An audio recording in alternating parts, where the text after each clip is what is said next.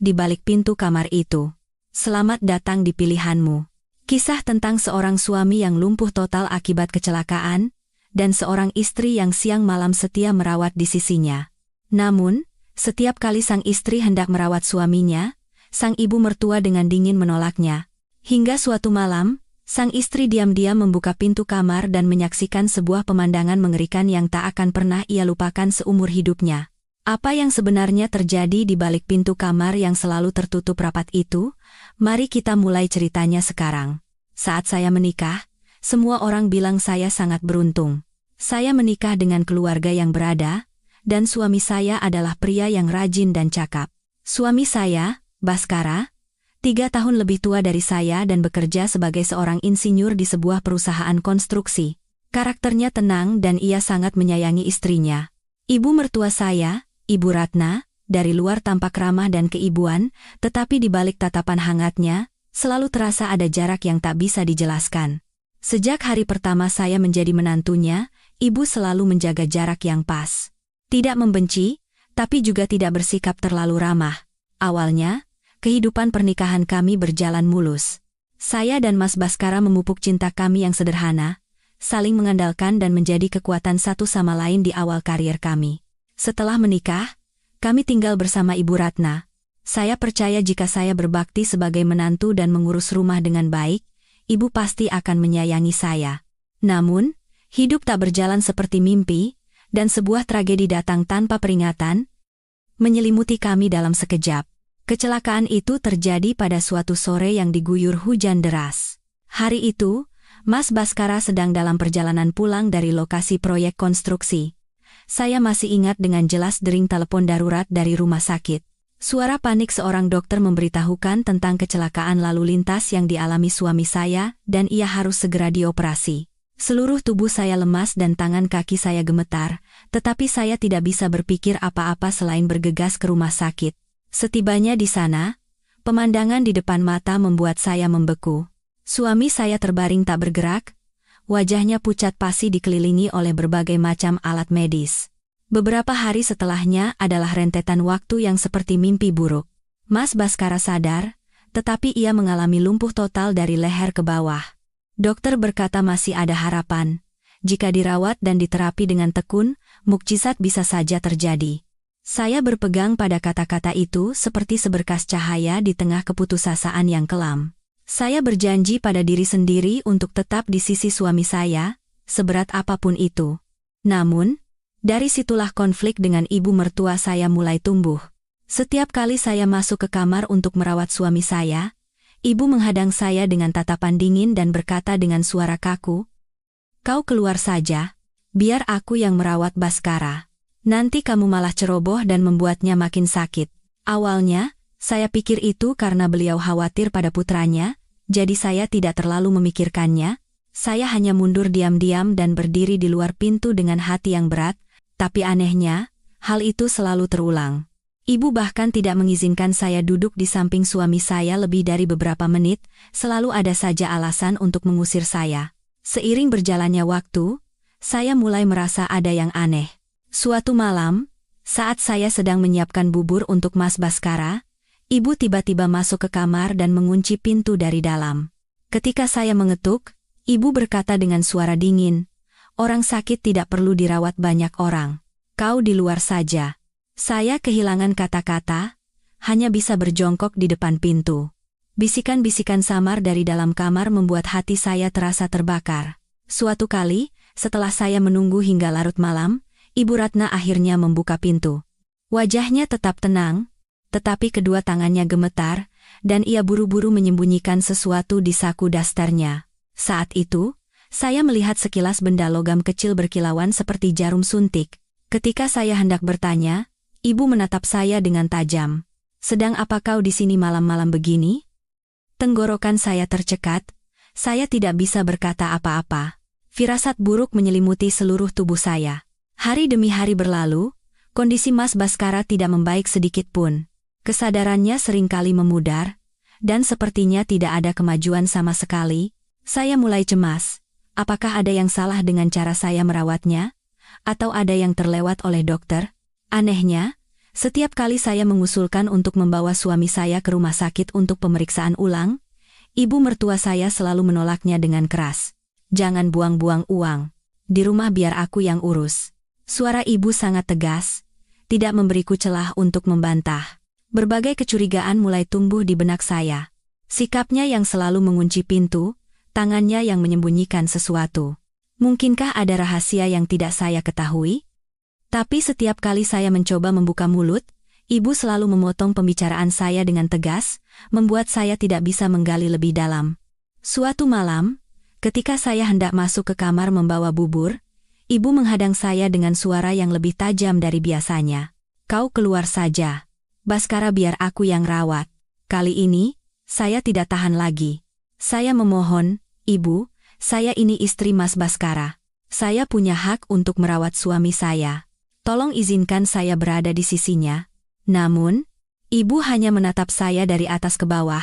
Tatapannya begitu dingin hingga membuat saya membeku. Hak? Kau cukup urus dapur saja. Kehadiranmu di sini hanya merepotkan. Saya berbalik sambil menangis. Rasa sedih dan tak berdaya membuat saya sesak napas. Belum pernah saya merasa begitu kecil dan sendirian di rumah saya sendiri. Suami saya terbaring tak berdaya. Sementara saya dihalangi oleh tatapan dingin ibu mertua dan pintu yang tertutup rapat.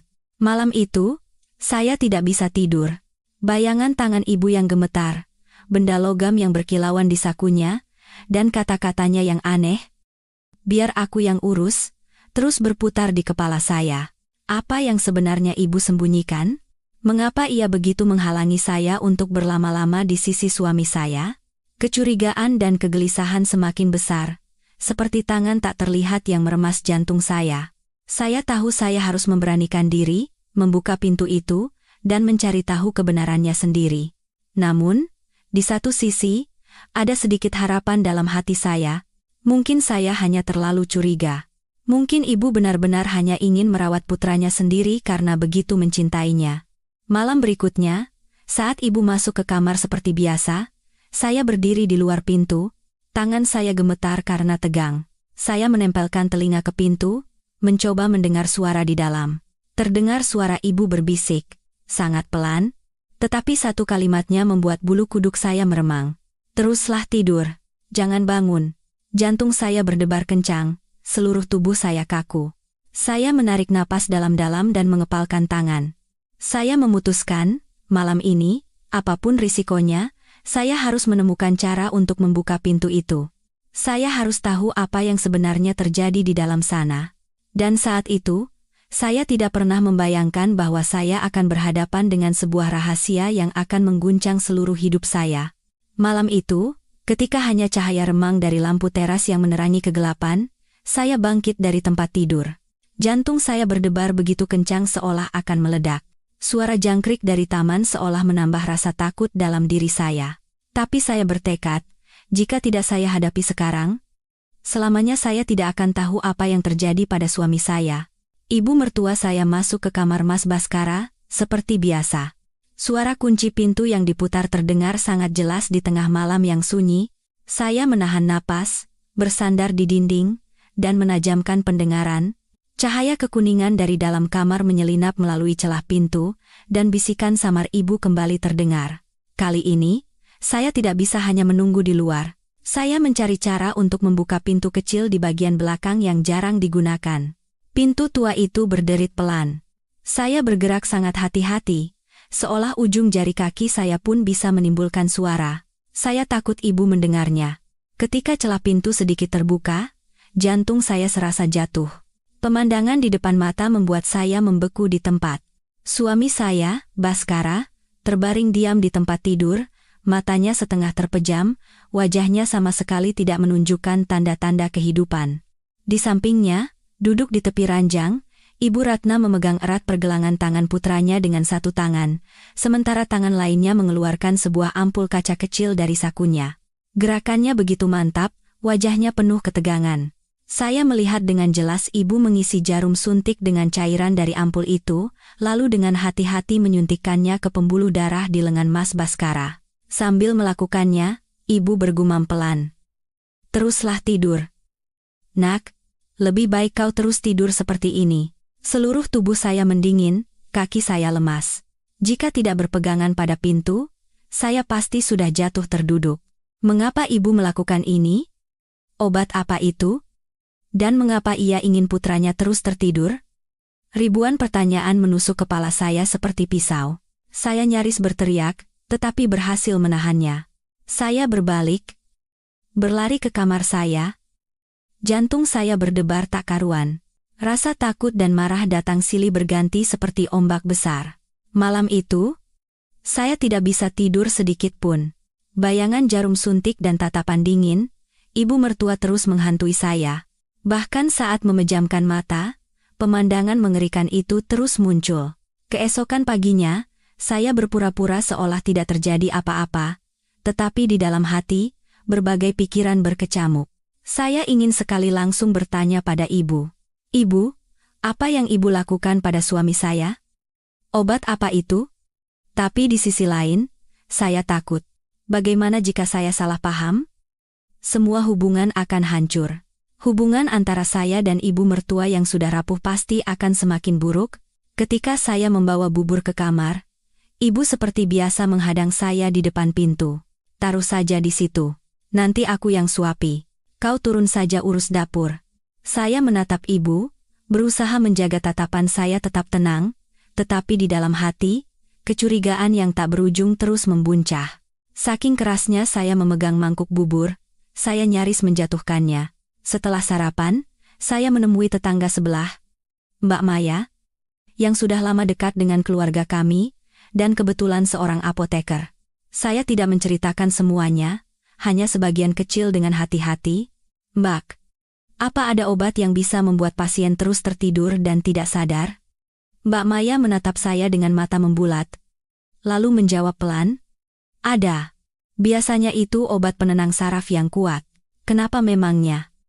Saya panik dan buru-buru mengalihkan pembicaraan, tetapi hati saya semakin kalut. Malam itu, meskipun dilarang, saya memutuskan untuk duduk lebih lama di samping suami saya. Begitu Ibu Ratna masuk ke kamar, saya langsung berkata, Ibu, malam ini biar saya yang menjaga Mas Baskara.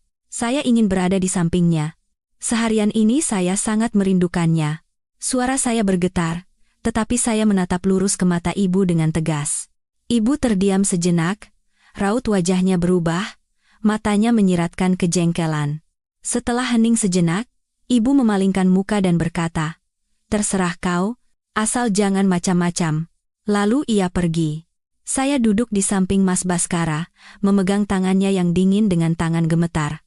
Tangan suami saya terasa sedingin es dan lemas, tetapi saya menggenggamnya erat sambil menitikkan air mata. Saya berbisik, sayang, kamu masih ingin hidup, kan? Aku tidak akan pernah menyerah padamu. Tekad saya semakin kuat. Apapun yang terjadi, saya berjanji pada diri sendiri untuk mengungkap kebenaran. Malam berikutnya, saat Ibu Ratna kembali menyelinap masuk ke kamar, saya tidak lagi hanya mengamati dari luar. Saya diam-diam meletakkan cermin kecil agar bisa melihat ke dalam melalui celah pintu. Dan sekali lagi, pemandangan itu tersaji di depan mata saya. Ibu mengulangi perbuatannya. Mengeluarkan obat dari saku, menyuntikkannya pada suami saya, sambil menggumamkan kata-kata yang tidak jelas. Kali ini, saya tidak bisa lagi menahan diri. Saya mendobrak pintu dan berteriak dengan suara bergetar penuh amarah, Ibu sedang apa? Kenapa ibu menyuntikkan obat seperti itu pada suami saya? Ibu Ratna terkejut, wajahnya pucat pasi, dan jarum suntik itu jatuh ke tempat tidur. Ia buru-buru mengambilnya dan menyembunyikannya di belakang punggung, lalu berkata dengan terbata-bata sebelum akhirnya memasang wajah tegas. Apa maksudmu? Ini vitamin. Dokter bilang dia harus banyak tidur supaya cepat pulih. Saya menatapnya dan menangis. Bukan. Itu bukan vitamin. Saya dengar ibu bilang, teruslah tidur, jangan bangun. Kenapa ibu berkata seperti itu? Saat itu, ekspresi panik melintas di mata ibu, tetapi ia kembali memasang wajah dingin dan berkata dengan gigi terkatup, kau tahu apa? Kau itu hanya menantu. Bukan ibunya. Diam. Jangan ikut campur urusan ini. Saya membeku. Belum pernah saya melihat ibu mertua saya sedingin dan semenakutkan ini. Udara di dalam kamar seketika menjadi berat dan menyesakkan. Sejak hari itu, suasana di rumah menjadi sangat tegang. Saya tidak berani lagi menghadapinya secara langsung, tetapi dalam hati, saya bertekad akan mengungkap identitas obat itu, apapun risikonya. Saya butuh bukti dan penjelasan untuk menyelamatkan suami saya dari kondisi ini. Malam itu, saya mulai bersiap. Saya menyembunyikan ponsel tua yang memiliki fitur rekam video di saku baju. Rencana sudah tersusun di kepala saya. Besok malam, saat ibu masuk ke kamar, saya akan merekam semuanya. Jika ibu benar-benar melakukan hal yang tidak pantas, saya akan memiliki buktinya, dan saya tidak pernah membayangkan bahwa rencana itu akan membawa saya pada sebuah rahasia besar, sebuah kebenaran yang akan menghancurkan semua kepercayaan yang pernah saya miliki pada keluarga ini. Malam itu, saat semua lampu di rumah telah padam, saya duduk diam di tempat tidur. Jantung saya terus berdebar kencang. Di samping saya, ada ponsel tua yang sudah terisi penuh dayanya dan siap dalam mode rekam video. Saya tahu ini satu-satunya kesempatan untuk mengungkap segalanya, tetapi saya juga sadar, jika ketahuan, saya tidak akan sanggup menanggung akibatnya. Ibu mertua saya memiliki kekuasaan mutlak di rumah ini. Satu kata darinya, dan saya bisa langsung dicap sebagai pihak yang bersalah. Tapi rasa takut tidak bisa lagi menghentikan saya. Saya keluar dari kamar, melangkah dengan sangat hati-hati seolah berjalan di atas bara api. Di tengah keheningan malam, hanya suara detak jam dinding yang terdengar. Saya menyusuri lorong yang sudah akrab menuju pintu kamar suami saya. Cahaya kuning remang menyelinap dari celah pintu, dan sekali lagi, bisikan ibu mertua terdengar. Saya menempelkan ponsel ke celah pintu dan menekan tombol rekam. Tangan saya gemetar, telapak tangan saya basah oleh keringat. Melalui lensa kamera, tampak Ibu Ratna duduk sangat dekat di samping tempat tidur. Tatapannya pada putranya adalah campuran antara kasihan dan kekejaman yang tak bisa dimengerti. Ibu kembali mengeluarkan ampul kecil dari sakunya. Saya menahan napas. Jantung saya serasa berhenti saat melihat ibu menusukkan jarum suntik ke pembuluh darah Baskara. Ibu bergumam, "Teruslah tidur, jangan bangun." Dengan begitu, perempuan itu akan menyerah dan pergi. Mendengar kalimat itu, punggung saya merinding dan seluruh tubuh saya gemetar. Air mata saya mengalir deras, tetapi saya tidak berani bersuara. Ponsel itu merekam semua gerakan dan bisikan mengerikan itu. Begitu ibu selesai dan menyimpan kembali botol obatnya, saya bergegas kembali ke kamar. Jantung saya serasa naik ke tenggorokan. Malam itu, saya memeluk ponsel itu di dada dan menangis sejadi-jadinya. Semuanya sudah jelas. Ibu tidak ingin putranya sadar. Ia sengaja membuat suami saya dalam keadaan koma, agar saya putus asa dan meninggalkannya. Tapi kenapa? Apa alasannya ibu bisa sekejam itu? Keesokan paginya, saya duduk berhadapan dengan ibu mertua di meja makan. Ibu bersikap seolah tidak terjadi apa-apa, hanya melirik saya dengan tatapan dingin. Saya berusaha menelan nasi meski tenggorokan terasa tercekat. Saya tahu saya tidak boleh menunjukkan bukti ini sekarang. Jika saya gegabah, ibu akan menyangkal atau menghancurkan buktinya. Saya butuh waktu dan kesempatan yang tepat untuk mengungkap kebenaran di depan semua orang. Namun, semakin saya menahan emosi, semakin terasa sakit. Setiap kali melihat suami saya yang kurus kering terbaring dengan mata setengah terbuka, saya ingin sekali berlari, mengguncangnya, dan berteriak, "Sayang, sadarlah, aku di sini." Tapi tenggorokan saya seperti tersumbat, dan rasa tak berdaya menghancurkan hati saya. Sore harinya, saya menelepon Dokter Santoso. Dokter yang menangani Baskara saat pertama kali dirawat. Dengan hati-hati saya bertanya, "Dok, apakah ada obat yang bisa membuat pasien terus tertidur, kesadarannya hilang tapi napas dan detak jantungnya tetap normal?" Terdengar jeda hening di seberang telepon, lalu suara tenang dokter menjawab, "Biasanya itu jenis penenang atau penekan sistem saraf. Penggunaannya harus dengan resep ketat dan sangat berbahaya jika disalahgunakan." Kata-kata itu seperti pisau yang menusuk jantung saya. Dengan suara bergetar, saya mengucapkan terima kasih dan segera menutup telepon. Firasat saya benar. Apa yang saya lihat bukanlah sekadar vitamin seperti kata ibu. Malam itu, saya memutuskan untuk menjaga suami saya, mengabaikan tatapan tidak suka dari ibu mertua. Saya menggenggam erat tangan Baskara dan berbisik, "Kamu harus kuat, ya? Aku pasti akan menemukan cara untuk menyelamatkanmu." Air mata saya membasahi bantal saat memikirkan suami saya. Pria tegar yang dulu menjadi sandaran saya kini terbaring tak berdaya. Dipaksa tertidur, Ibu Ratna masuk ke kamar dan melihat saya masih duduk di sana. Matanya menyiratkan kejengkelan. "Masih di sini kau? Turun ke dapur, siapkan makan malam." Saya mengangkat kepala, menatap lurus ke matanya, dan berkata dengan suara serak namun tegas, "Saya istri Mas Baskara. Saya berhak ada di sini. Saya tidak akan kemana-mana." Ibu terdiam sejenak, lalu mencibir. "Hak? Kau pikir kau punya hak apa di rumah ini? Jangan lupa berkat siapa kau bisa tinggal di sini." Kata-kata itu menusuk harga diri saya. Saya menggigit bibir dan tidak menjawab, tetapi amarah di dalam hati semakin membara. Setelah ibu pergi, saya berbisik pelan di telinga suami saya. "Sayang, aku janji, tidak akan ada yang bisa merebutmu dariku." Keesokan harinya, saya menemui teman lama saya, Mbak Maya, apoteker yang pernah bekerja bersama saya di rumah sakit. Saya membawa rekaman video itu dan menunjukkannya padanya. Melihat botol obat dalam video, mata Mbak Maya membelalak. "Astaga!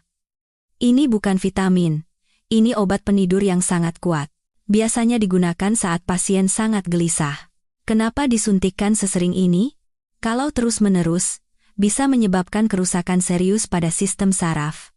Mendengar itu, seluruh tubuh saya gemetar, amarah naik hingga ke tenggorokan. Tidak ada lagi keraguan. Ibu mertua saya merusak suamiku setiap hari. Saya menggenggam erat tangan Mbak Maya sambil menangis. "Mbak, tolong bantu aku. Apa yang harus aku lakukan untuk menyelamatkan suamiku?" Mbak Maya menghela napas dan memberi saran. "Kumpulkan bukti yang lebih kuat, lalu bawa dia ke rumah sakit besar untuk diperiksa. Kalau terlambat, mungkin akan sulit untuk pulih." Saya mengangguk. Tekad yang kuat muncul dalam diri saya.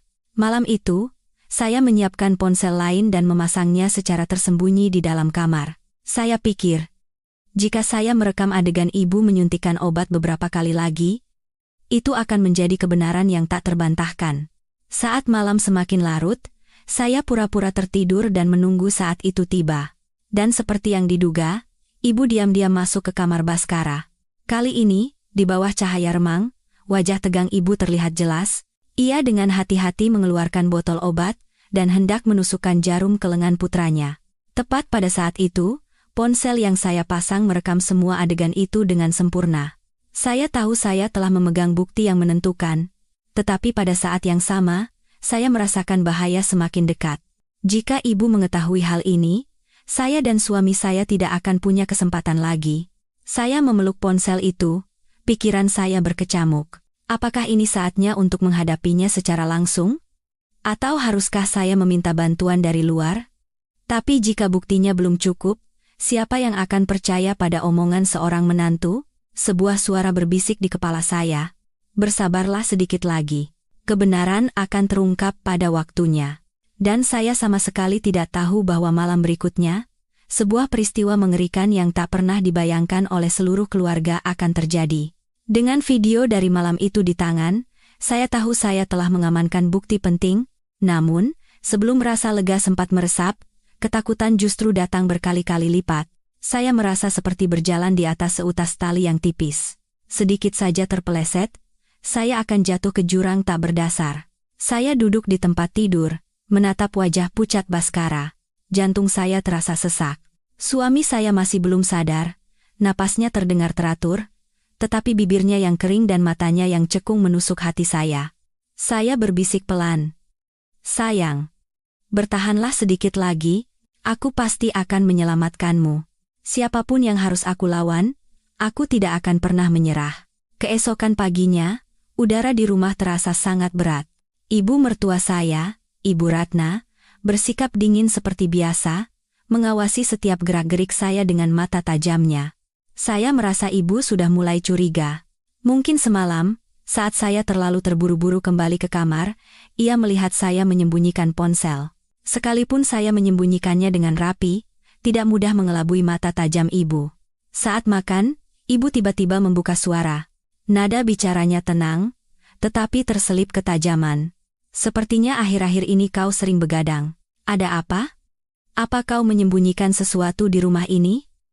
Saya terkejut, nyaris menjatuhkan sendok di tangan saya.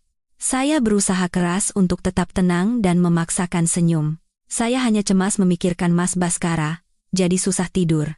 Jangan khawatir, Bu. Ibu menatap saya dengan curiga, tetapi tidak berkata apa-apa lagi.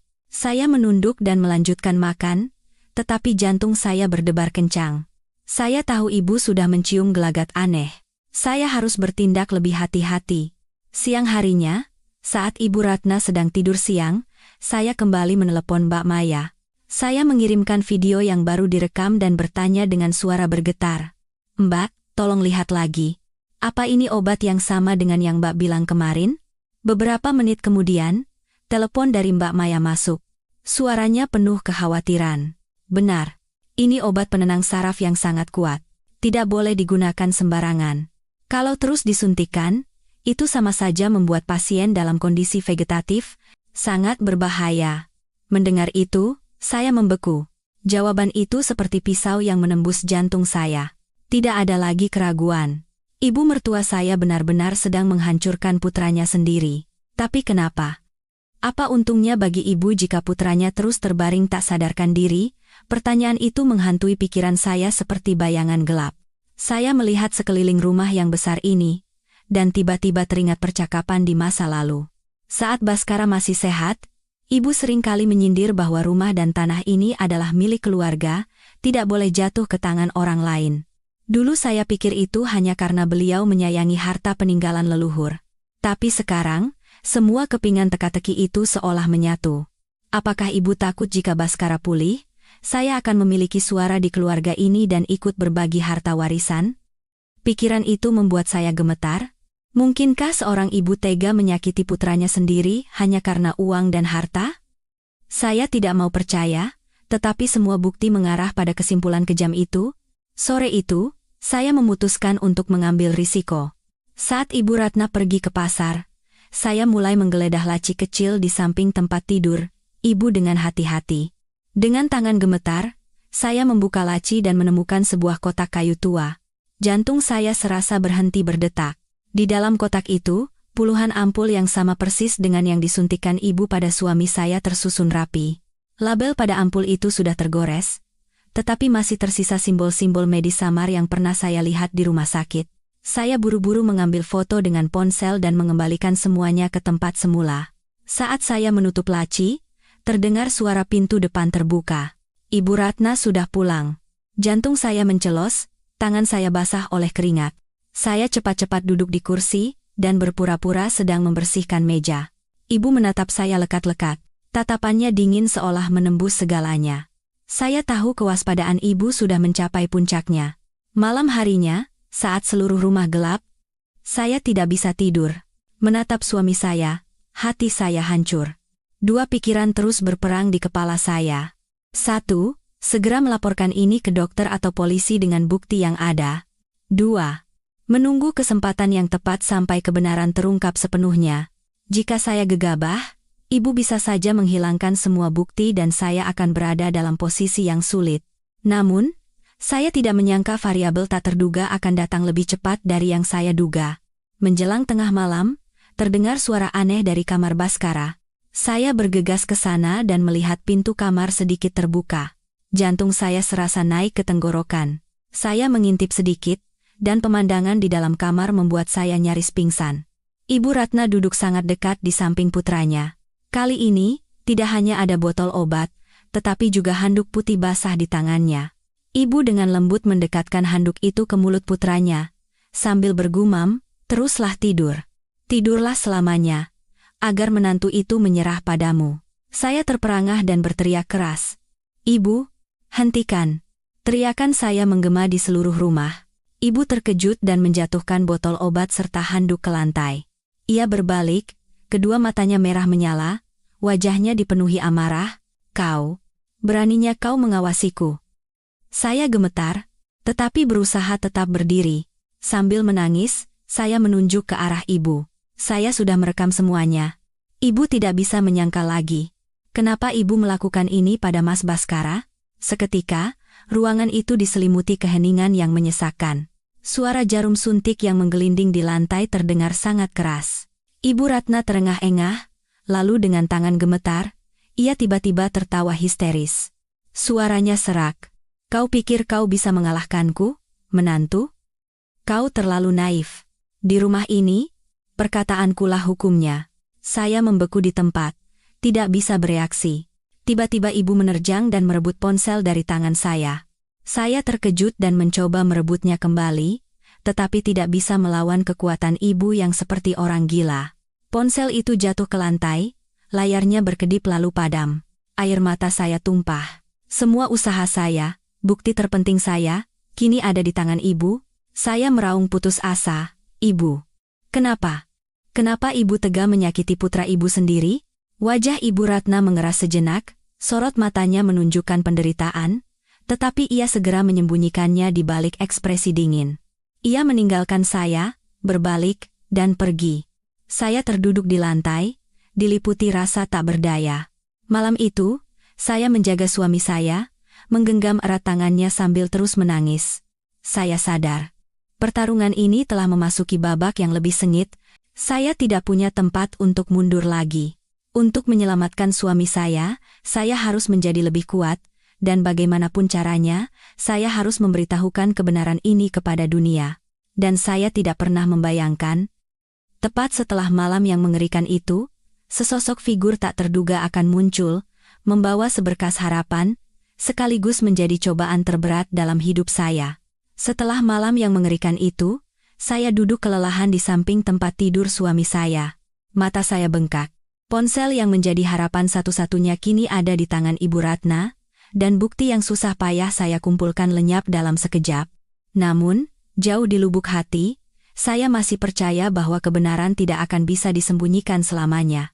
Saya hanya perlu mencari cara lain. Pagi harinya, suasana di rumah terasa sangat berat. Ibu mertua bersikap seolah tidak terjadi apa-apa. Ia turun ke dapur dan dengan tenang menyeduh teh, bahkan tidak menatap saya. Sikapnya membuat saya marah, sekaligus waspada. Ibu tidak mungkin membiarkan ini berlalu begitu saja. Pasti ia sedang merencanakan langkah berikutnya. Saya dengan lembut membersihkan wajah suami saya dan mengganti pakaiannya. Setiap kali melihat wajah Baskara yang damai, hati saya hancur. Saya berjanji, sayang, aku tidak akan pernah menyerah. Meskipun aku berada di jalan buntu, aku pasti akan mengungkap kebenaran. Sore itu, seorang tamu tak terduga datang. Itu adalah Rendra, adik sepupu Baskara. Ia bekerja di luar kota dan jarang datang, jadi kedatangannya yang tiba-tiba cukup mengejutkan. Begitu masuk ke kamar, ia melihat sepupunya yang terbaring tak bergerak dan berkata dengan sedih, "Astaga, Mas Baskara jadi sekurus ini dalam beberapa bulan." "Mbak Dewi." Tenggorokan saya tercekat. Air mata saya tumpah. Masih belum ada kemajuan, Rendra. Rendra menatap Ibu Ratna dengan curiga. Kenapa Mas Baskara tidak dipindahkan ke rumah sakit yang lebih besar? Tidak bisa dibiarkan seperti ini terus. Ibu Ratna menolaknya dengan ketus. Tidak perlu. Anakku biar aku yang urus. Di rumah sakit juga sama saja. Hanya buang-buang uang. Rendra mengerutkan kening dan hendak mengatakan sesuatu, tetapi saya menarik lengannya pelan, memberinya isyarat untuk diam. Saya takut jika kami menentangnya sekarang, ibu akan semakin waspada. Setelah makan, saya membawa Rendra ke halaman dan dengan suara pelan menceritakan semua yang saya saksikan. Saat saya bercerita tentang ibu yang menyuntikkan obat aneh, mata Rendra membelalak dan suaranya bergetar. Astaga, apa itu benar, Mbak? Saya mengangguk sambil menangis. Aku melihatnya dengan mata kepalaku sendiri. Aku bahkan sudah merekamnya. Tapi ibu merebut ponselku. Aku tidak tahu harus berbuat apa lagi. Rendra terdiam sejenak, lalu berkata dengan tegas, "Mbak Dewi jangan khawatir, aku akan bantu. Kita harus mencari bukti lagi. Kali ini, bukti yang benar-benar tidak bisa disangkal oleh ibu." Mendengar itu, saya merasa mendapatkan kekuatan kembali. Sejak kejadian mengerikan ini dimulai, untuk pertama kalinya saya merasa tidak sendirian lagi. Malam itu, kami menyusun rencana. Rendra mengusulkan untuk memasang kamera kecil tersembunyi di kamar Baskara tanpa sepengetahuan ibu. Jika ibu terus menyuntikkan obat, semuanya akan terekam. Saya mengangguk dan menunggu dengan cemas. Saat malam semakin larut dan semua orang tertidur, Rendra dengan lihai memasang kamera di sudut lemari yang menghadap tempat tidur Baskara. Saya berjaga di luar. Jantung saya berdebar seperti genderang. Setiap derit lantai membuat saya terkejut. Untungnya, semuanya berjalan lancar. Saya menghela napas lega, dalam hati berdoa agar rencana ini berhasil. Keesokan harinya, Ibu Ratna bersikap seperti biasa. Sore harinya, ia masuk ke kamar putranya dan mengunci pintu dari dalam. Saya dan Rendra menunggu dengan cemas. Saat ibu keluar dari kamar, ekspresinya tenang. Tetapi matanya mengamati sekeliling seolah mencari sesuatu. Saya tahu ibu masih curiga, tapi untungnya ia tidak menemukan kamera itu. Malam itu, saya dan Rendra memeriksa rekaman video. Jantung saya mencelos saat melihat ibu mengeluarkan botol obat, menyuntikkannya ke lengan putranya, dan berbisik, "Tidurlah, agar perempuan itu meninggalkanmu dan menghilang." Suara ibu terdengar mengerikan, dan matanya dipenuhi obsesi yang menakutkan. Wajah Rendra memerah karena marah, tangannya mengepal. Astaga, ini benar-benar tidak bisa dimaafkan. Saya menangis. Sudah kubilang, kan? Ini bukan karanganku. Rendra, kali ini kita benar-benar punya bukti yang kuat. Rendra berkata dengan tenang, "Kita harus segera memindahkan Mas Baskara ke rumah sakit. Kalau begini terus, dia bisa dalam bahaya." Saya mengangguk, tetapi di satu sisi saya cemas. Apakah ibu akan membiarkan kami membawa Baskara begitu saja? Dengan semua kekuasaan yang ia miliki di rumah ini, sepertinya tidak akan mudah. Malam itu, saat saya sedang membersihkan wajah suami saya, Ibu Ratna masuk. Ia menatap saya dengan dingin dan berkata pelan, "Kelakuanmu akhir-akhir ini aneh. Sudah kubilang, urusan Baskara biar aku yang tangani. Jangan ikut campur dan membuat semuanya jadi rumit." Saya menatap lurus ke arahnya dan berusaha menjawab dengan tenang, "Ibu, saya ini istri Mas Baskara. Saya tidak bisa hanya diam melihat suami saya semakin lemah. Tolong izinkan kami membawanya ke rumah sakit." Ibu menggebrak meja dengan keras. "Tidak boleh. Sudah kubilang tidak boleh." Teriakannya membuat saya terkejut, tetapi api di dalam hati saya juga tersulut. Saya sadar ibu semakin ekstrem. Jika terus ditunda, mungkin suami saya benar-benar tidak akan punya kesempatan lagi. Larut malam, setelah Ibu Ratna tidur, saya dan Rendra berdiskusi. Rendra berkata dengan tegas, "Besok, bagaimanapun caranya, kita harus membawa Mas Baskara keluar. Mbak siapkan saja barang-barangnya. Mobil biar aku yang siapkan. Kita tidak bisa menunda lagi." Saya menggenggam erat tangan Rendra. Emosi saya meluap, tenggorokan saya tercekat. "Terima kasih, Rendra. Asalkan Mas Baskara bisa selamat, aku tidak takut apa-apa." Malam itu, saya tidak bisa tidur karena cemas dan berharap. Takut ketahuan, khawatir rencana gagal, tetapi pada saat yang sama, saya sangat mendambakan saat di mana suami saya terbebas dari koma panjang ini. Dan keesokan paginya, sebuah peristiwa tak terduga terjadi. Saat saya sedang mengemasi pakaian suami saya, pintu kamar tiba-tiba terbuka dengan kasar. Ibu Ratna berdiri di sana, dan di tangannya yang terkepal, ada kamera kecil yang dipasang Rendra. Ibu membanting kamera itu ke lantai dan berteriak, "Kalian berdua beraninya menjebakku." Saya membeku, wajah saya pucat pasi.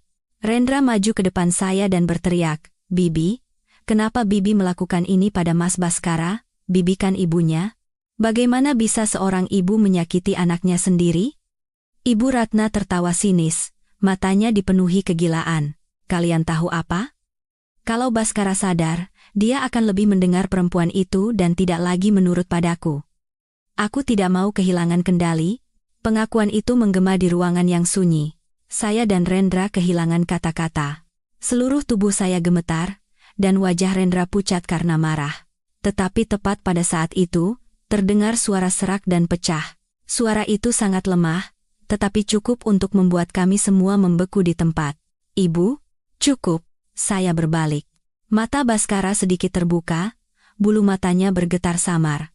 Setelah koma yang panjang, suami saya menunjukkan tanda-tanda akan sadar. Saya menangis sejadi-jadinya dan menggenggam erat tangannya. "Sayang, kamu sadar?" Wajah Ibu Ratna berubah, bibirnya gemetar, dan ia tidak bisa berkata apa-apa. Untuk pertama kalinya, Saya melihat ketakutan yang nyata di mata ibu. Saat mata Baskara terbuka samar, saya merasa seperti melihat cahaya di ujung terowongan.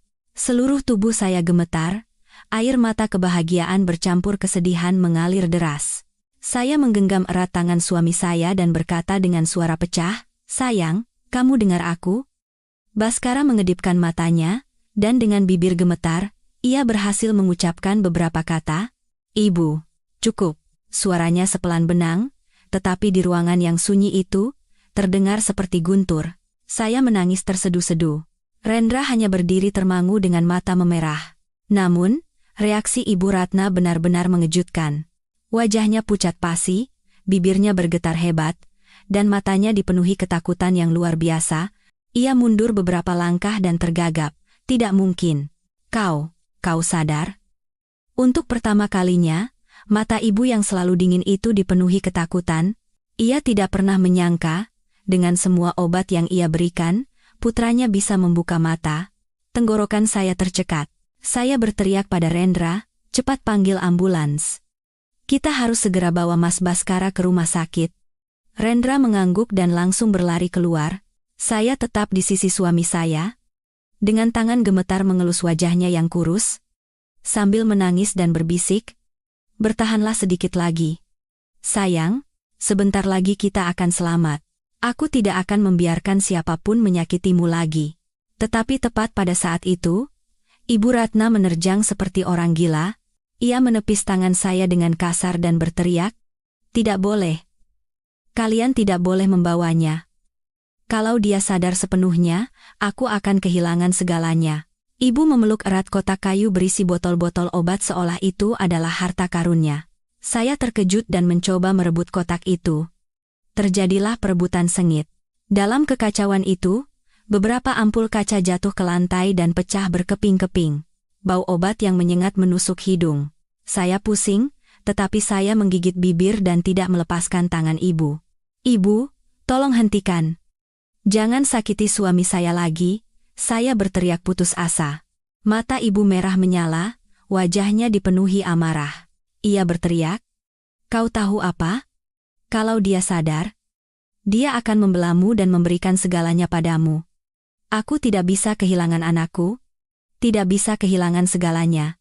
Saya membeku. Jadi, semua ini karena rasa takut kehilangan di dalam hati ibu. Takut kehilangan kendali, takut kehilangan harta, dan takut kehilangan obsesi bahwa putranya adalah miliknya selamanya. Saat itu, terdengar suara sirene ambulans dari luar. Rendra masuk bersama 2 petugas medis, dan mereka dengan cepat memindahkan Baskara ke tandu. Saya bergegas mengikuti, tetapi Ibu Ratna dengan gila menghalangi jalan. "Tidak ada yang boleh membawa anakku." Rendra berteriak, "Bibi, minggir. Kalau terlambat, Mas Baskara bisa dalam bahaya." Akhirnya, dalam kekacauan itu, petugas medis menyingkirkan ibu ke samping. Saya ikut naik ke ambulans bersama suami saya, dengan perasaan campur aduk antara cemas dan berharap. Ibu Ratna berdiri di depan pintu, dengan mata merah menyala bergumam, "Tidak, tidak, Baskara milikku." Ambulans melaju kencang menembus malam dengan lampu merah berkedip. Saya menggenggam erat tangan suami saya sambil menangis. "Sayang, bertahanlah. Kita hampir sampai." Pada saat singkat itu, bibir suami saya bergerak sedikit. Saya mendekatkan telinga dan mendengar bisikannya, "Aku tidak akan meninggalkanmu." Hanya satu kalimat. Tetapi jantung saya serasa akan meledak. Saya menangis terseduh-seduh dan memeluknya. Setibanya di rumah sakit besar, Baskara langsung dibawa ke unit gawat darurat. Saya dan Rendra duduk di koridor, menunggu dengan cemas. Waktu terasa berjalan selamanya. Pikiran saya dipenuhi kekhawatiran apakah suami saya bisa selamat? Apakah suntikan obat selama berbulan-bulan akan meninggalkan efek samping yang parah? Lebih dari 2 jam berlalu, pintu UGD terbuka. "Dokter." Santoso keluar. Wajahnya serius, tetapi matanya menunjukkan secercah harapan. Untungnya tiba tepat waktu. "Kami sudah melakukan detoksifikasi dan memberikan infus. Masih ada kemungkinan untuk pulih, tetapi kita harus memantau perkembangannya." Mendengar itu, saya menangis lega. Rendra memegang erat bahu saya dan berkata pelan, "Mbak Dewi, dia akan baik-baik saja. Mas, Baskara pasti bisa melewatinya. Tetapi kebahagiaan itu hanya sesaat. Pemandangan tak terduga terjadi. Ibu Ratna muncul di koridor. Wajahnya linglung, matanya merah menyala. Ia berlari dan berteriak, "Kembalikan anakku. Aku tidak mengizinkan dia dirawat di sini." Teriakan ibu menggema di koridor, membuat semua orang terkejut. Petugas keamanan bergegas menahannya. Saya menatap ibu. Hati saya sakit sekaligus marah. Meskipun saya tahu ia bersalah, melihatnya meraung seperti itu membuat perasaan saya campur aduk. "Dokter," Santoso berkata dengan tegas. "Harap tenang, Bu. Jika Anda terus mengganggu, kami terpaksa akan memanggil polisi." Mendengar kata polisi, Ibu Ratna terdiam, matanya menunjukkan ketakutan. Ia meronta sejenak, lalu terduduk di kursi sambil terengah-engah. Melihatnya, hati saya menjadi rumit. Ia telah melakukan hal yang tak termaafkan, tetapi ia tetaplah ibu mertua saya, ibu kandung Baskara. Jika kebenaran ini tersebar, saya tidak bisa membayangkan apa yang akan terjadi pada keluarga kami. Malam itu, saya duduk di samping ranjang suami saya, memegang tangannya yang kurus, dan sambil menangis menceritakan segalanya. Suami saya belum sepenuhnya sadar, tetapi saya percaya ia mendengar saya.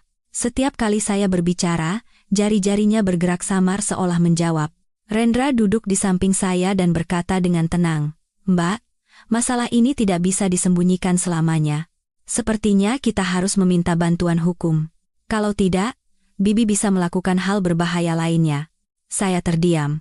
Hati saya terasa terbelah dua. Di satu sisi, ada suami saya yang harus saya selamatkan dengan cara apapun. Di sisi lain, ada ibu mertua yang saya benci sekaligus kasihan.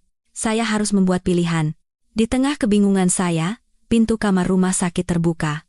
2 orang polisi masuk, diikuti oleh Dokter Santoso. Seorang polisi berkata dengan serius, "Kami menerima laporan dari pihak rumah sakit mengenai dugaan pemberian obat ilegal. Kami mohon kerjasama dari pihak keluarga untuk penyelidikan." Saya membeku. Jantung saya serasa berhenti. Saat itu, saya sadar bahwa kebenaran mulai terungkap, dan tidak ada lagi jalan untuk kembali. Udara di dalam kamar rumah sakit seketika menjadi berat saat kedua polisi itu masuk. Tubuh Ibu Ratna menegang, bola matanya bergerak gelisah. Jantung saya berdebar kencang, kedua tangan saya terasa dingin.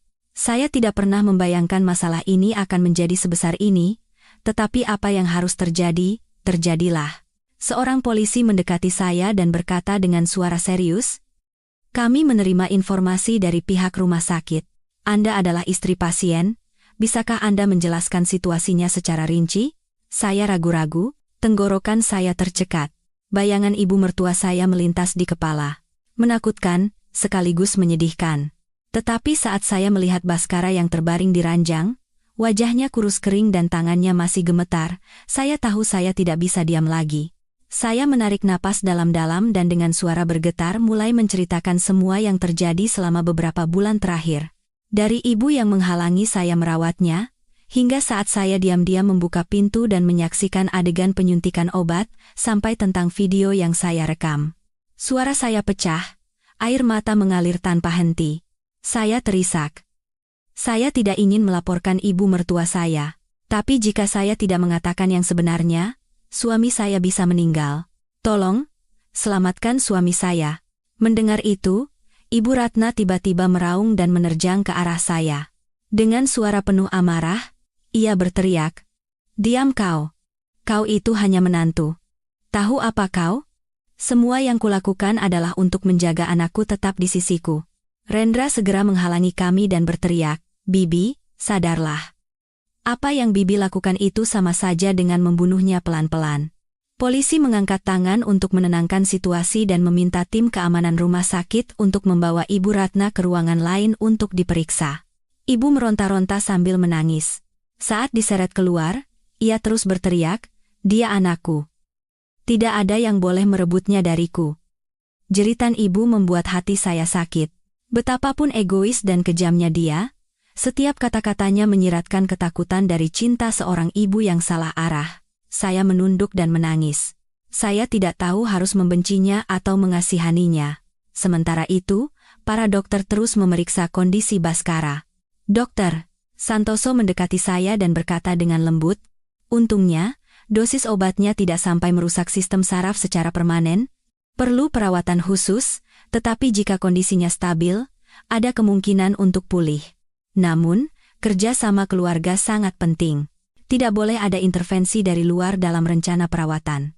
Saya terus mengangguk. Beban berat di hati saya terasa sedikit terangkat. Saya menggenggam erat tangan suami saya dan berbisik pelan, "Kamu dengar? Masih ada kesempatan. Aku tidak akan membiarkan siapapun merebut kesempatan ini lagi." Beberapa hari berikutnya, penyelidikan polisi dimulai. Polisi menyita kotak kayu, berisi obat-obatan yang saya dan Rendra lihat. Hasil pemeriksaan awal mengonfirmasi bahwa itu adalah obat penenang dosis tinggi yang sama sekali tidak boleh digunakan pada pasien lumpuh jangka panjang. Hal ini semakin menguatkan kesaksian saya.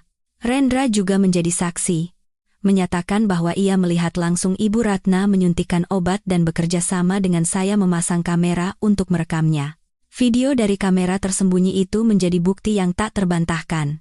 Saat diinterogasi polisi, Ibu Ratna awalnya menyangkal dengan keras, mengklaim bahwa ia hanya mengikuti resep dokter. Tetapi ketika polisi menunjukkan bahwa label botol obat telah digores dan bisikannya dalam video bertentangan dengan klaimnya, ibu mulai terdiam. Akhirnya, dalam sebuah pemeriksaan, ibu menangis dan mengakui segalanya. Saya hanya takut kalau dia sadar, dia akan lebih menuruti istrinya dan meninggalkan saya. Sejak kecil, dia adalah segalanya bagi saya. Suami saya meninggal lebih dulu, dan saya membesarkannya sendirian. Saya tidak tahan melihatnya lebih mencintai orang lain daripada saya. Pengakuan itu membuat ruang interogasi hening. Saya terkejut, jantung saya serasa berhenti. Jadi, semua ini berasal dari cinta yang salah arah, dari keegoisan yang ekstrem. Ibu mencintai putranya, tetapi cinta itu telah berubah menjadi rasa memiliki, menjadi obsesi yang bahkan menghancurkan kebahagiaan putranya sendiri. Saya terduduk di kursi, menangis seperti hujan. Saya benci. Tetapi di sisi lain, hati saya sakit. Jika ini tidak terjadi, saya tidak akan pernah mengerti kesepian mendalam yang ada di jiwa ibu mertua saya. Tapi itu tidak berarti perbuatannya bisa dimaafkan. Selama proses penyelidikan, kondisi Baskara berangsur membaik, ia bisa membuka mata lebih lama, dan meskipun belum banyak bicara, ia bisa menggenggam tangan saya dengan lembut. Setiap kali itu terjadi, saya menangis karena bahagia sekaligus sedih. Suatu sore, saat cahaya matahari keemasan menyinari koridor rumah sakit, Baskara memanggil saya dengan suara serak, "Jangan, tinggalkan aku." Saya menggenggam erat tangannya dan menangis. "Aku tidak akan pernah meninggalkanmu. Apapun yang terjadi, aku akan ada di sini." Saat itu, semua penderitaan dan penghinaan yang saya alami terasa terobati. Selama suami saya hidup dan mengingat saya, tidak ada yang bisa menghancurkan saya. Malam itu, Rendra datang membawa amplop dokumen. Dokumen yang ia tunjukkan adalah hasil analisis rinci dari obat yang disita. Meskipun hanya tulisan kering, dokumen itu dengan jelas mengonfirmasi bahwa dosis obat penenang yang digunakan dapat membuat pasien dalam keadaan koma jangka panjang, bahkan mengancam nyawanya. Saya menggenggam erat dokumen itu. Hati saya hancur. Kebenaran tidak bisa lagi disangkal. Tinggal satu pertanyaan tersisa. Apa yang harus saya lakukan sekarang? Haruskah saya membiarkan ibu mertua saya diadili dan menerima hukumannya? Atau haruskah saya mencari jalan lain demi sisa-sisa hubungan keluarga? Bagaimanapun, ia tetaplah ibu kandung suami saya. Larut malam, saya duduk termangu di samping ranjang. Pikiran saya kalut. Bayangan tatapan dingin ibu, saat ia mengusir saya dari kamar, jarum suntik yang menusuk kulit suami saya, semua itu seperti mimpi buruk yang tak berkesudahan. Tetapi di sela-sela itu, terlintas juga bayangan ibu yang dengan tenang mengupaskan buah untuk putranya. Saat suami saya pertama kali kecelakaan, ia juga berjaga semalaman di sisinya. Mungkinkah di dalam diri ibu, cinta dan keegoisan hidup berdampingan? Apakah cinta yang terlalu besar justru menjadi belenggu yang menjerat putranya seumur hidup? Saya menutupi wajah dan menangis sejadi-jadinya. Saya tidak tahu lagi harus membencinya atau mengasihaninya. Keesokan paginya, polisi datang lagi ke rumah sakit, memberitahukan bahwa mereka akan melanjutkan proses selanjutnya untuk menetapkan tanggung jawab Ibu Ratna. Saya menatap polisi, lalu menatap suami saya. Hati saya terasa seperti diiris pisau. Ibu harus menanggung akibat dari perbuatannya. Tetapi, apakah hukuman itu terlalu kejam bagi seorang ibu yang seumur hidupnya kesepian? Saat itu, saya merasa gelombang terbesar dalam hidup saya belum berlalu, dan keputusan yang akan saya ambil akan mengubah segalanya. Pagi itu, saat sinar matahari merembes masuk melalui jendela kamar rumah sakit, saya masih duduk terpaku di samping tempat tidur Baskara. Tangan suami saya dalam genggaman saya terasa hangat namun lemah, seolah berpegang pada seutas harapan tipis. Hati saya dilanda konflik hebat. Polisi bersiap untuk menahan Ibu Ratna untuk penyelidikan. Ibu duduk lunglai di koridor, rambutnya acak-acakan dan tatapannya kosong, seolah menua 10 tahun dalam semalam. Melihatnya, hati saya sakit. Di satu sisi, ada suami yang harus saya selamatkan. Di sisi lain, ada ibu mertua yang telah mendorong kami ke jurang. Saya tidak tahu harus membencinya atau mengasihaninya. Rendra mendekat dan berkata dengan suara pelan, "Mbak, aku tahu ini berat. Tapi kebenarannya sudah jelas. Tanpa campur tangan hukum, Mas Baskara akan selamanya menjadi korban. Bibi harus menanggung akibatnya." Saya hanya menangis dalam diam. Saya tahu Rendra benar, tetapi membayangkan ibu yang sudah tua itu di penjara, dicemooh oleh semua orang, dan menanggung malu karena telah menyakiti anaknya sendiri, hati saya hancur. Tepat pada saat itu, Baskara bergerak samar. Ia menatap saya dengan mata yang buram namun tegas, dan dengan susah payah membuka matanya. Suara seraknya terdengar lirih seperti angin, "Jangan sakiti Ibu." Kata-kata itu membuat saya membeku. Saya membungkuk, menggenggam erat tangannya, dan menangis. "Tapi, sayang, Ibu telah menyakitimu. Kita hampir saja kehilanganmu selamanya." Suami saya dengan susah payah menggelengkan kepala, napasnya terengah-engah. "Ibu melakukan itu karena terlalu mencintaiku." Saya kehilangan kata-kata. Suami saya lemah, tetapi setiap kata-katanya seolah membelah jantung saya menjadi dua. Di mata Baskara, betapapun salahnya, cinta seorang ibu tetaplah hal yang paling suci. Beberapa saat kemudian, polisi masuk ke kamar dan berkata dengan serius, "Pihak keluarga harap bersiap. Kami akan membawa Ibu Ratna ke kantor polisi untuk pemeriksaan resmi." Saya melihat ibu yang mulai digiring pergi, hati saya bingung. Saat Ibu Ratna berdiri, tatapan kosongnya bertemu dengan mata saya. Dalam sekejap, saya melihat matanya berkaca-kaca, menyiratkan ribuan penderitaan. Ibu tidak berkata apa-apa, hanya memalingkan muka dan mengikuti polisi. Melihatnya, saya terduduk, menutupi wajah, dan menangis sejadi-jadinya. Rendra merangkul bahu saya untuk menenangkan. "Mbak, jangan salahkan diri sendiri. Ini adalah akibat dari perbuatannya. Tapi saya tahu masalah ini tidak akan selesai dengan mudah." Beberapa hari berikutnya, rumah sakit fokus pada perawatan Baskara. Suami saya perlahan-lahan sadar kembali, bisa membuka mata lebih lama, bahkan mulai berlatih menggerakkan jari dan mengucapkan kata-kata pendek. Setiap perubahan kecilnya membuat saya menangis, tetapi sekaligus menjadi pisau yang mengiris hati saya. Untuk mencapai hari ini, kami telah membayar harga yang sangat mahal. Suatu sore, saat saya sedang menyuapi suami saya bubur, ia menatap saya dan bertanya dengan bibir gemetar, "Ibu, di mana?" Saya terdiam. Tangan saya membeku di udara. Saya tidak tahu harus menjawab apa. Jika saya mengatakan yang sebenarnya, suami saya akan menderita. Tapi saya juga tidak mau berbohong. Akhirnya, dengan tenggorokan tercekat, saya berkata, "Di kantor polisi, ada beberapa hal yang perlu ditanyakan." Baskara diam-diam memejamkan mata, dan setetes air mata mengalir di pipinya yang kurus. Ia tidak menyalahkan saya, tidak juga menyalahkan ibunya, hanya menangis dalam diam. Melihatnya, hati saya dilanda penderitaan yang luar biasa. Malam itu, saat saya tertidur sejenak di samping ranjang, Rendra datang dan memanggil saya, "Mbak, aku baru dengar, Bibi mengaku mendapatkan obat itu dari seseorang yang dikenalnya dengan harga mahal. Tapi anehnya, dia bersikeras tidak punya niat membunuh Mas Baskara, hanya ingin membuatnya terus tertidur, agar Mbak lelah dan pergi." Mendengar itu, bulu kuduk saya meremang. Jadi, seperti yang saya duga, Semua bisikan ibu berasal dari obsesi yang salah arah.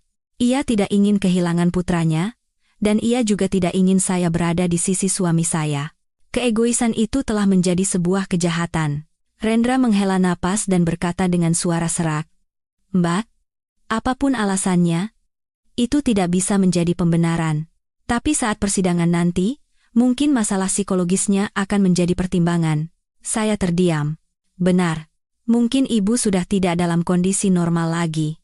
Cinta yang salah telah mendorongnya ke jurang kegilaan. Pada hari pemeriksaan pertama, saya hadir. Ibu Ratna duduk dengan kepala tertunduk, rambutnya yang memutih dan tatapannya yang kosong. Melihat saya, tubuhnya gemetar. "Maafkan ibu." Saya menangis, tetapi tidak menjawab. Saya tidak tahu apakah bisa memaafkannya. Yang pasti, hati saya sudah hancur berkeping-keping. Penyidik membacakan hasil pemeriksaan dengan suara datar.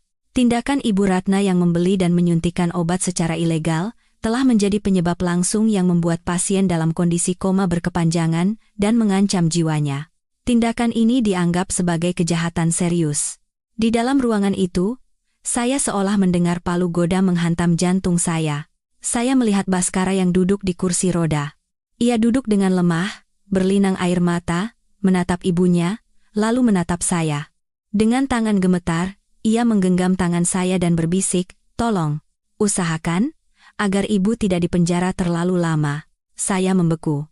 Jantung saya kembali terbelah dua. Saya mengerti suami saya. Ia adalah korban, tetapi ia juga seorang anak. Anak yang pernah berada dalam dekapan ibunya dan menerima semua cintanya.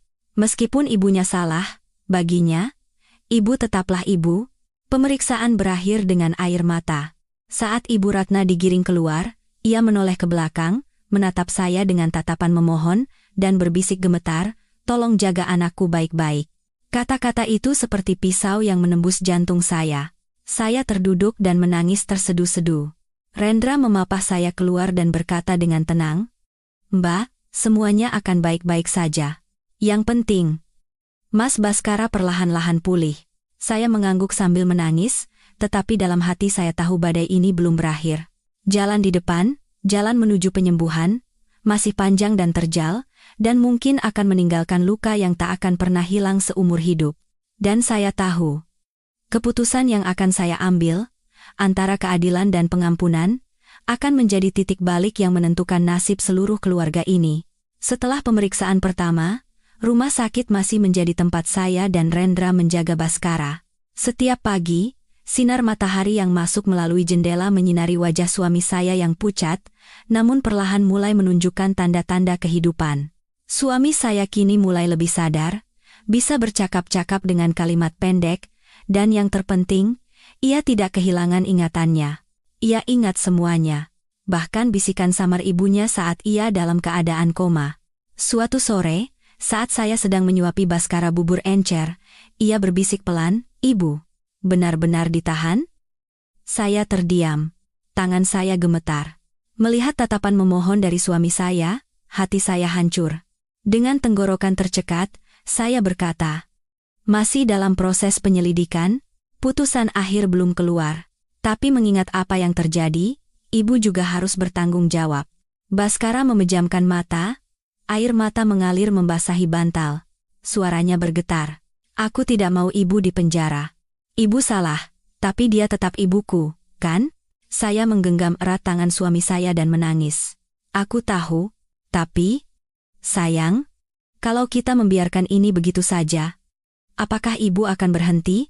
Apakah obsesi di hatinya akan hilang?" Suami saya terdiam. Wajahnya menunjukkan penderitaan yang luar biasa. Saya tahu hatinya terbelah, antara cinta seorang anak dan kenyataan yang kejam. Saat itu, Rendra masuk dan melihat kami. Ia berkata dengan tenang, "Mbak, aku baru dengar pihak berwenang melimpahkan kasus ini ke tingkat yang lebih tinggi. Ada dugaan penganiayaan berat dengan penyalahgunaan obat. Kalau putusannya seperti itu, Bibi akan sulit menghindari hukuman penjara." Saya membeku. Tubuh Baskara gemetar. Wajahnya pucat pasi. Ia menggenggam erat tangan saya dan berkata dengan suara serak, "Tolong, usahakan agar ibu mendapat keringanan hukuman." Tenggorokan saya tercekat. Saya tidak bisa berkata apa-apa. Hati saya terasa seperti diiris pisau. Saya tahu. Bagi suami saya, memaafkan ibunya sama pentingnya dengan menyelamatkan nyawanya. Keesokan harinya, saya memutuskan untuk pergi ke kantor polisi. Di sebuah ruang interogasi kecil, saya duduk berhadapan dengan penyidik.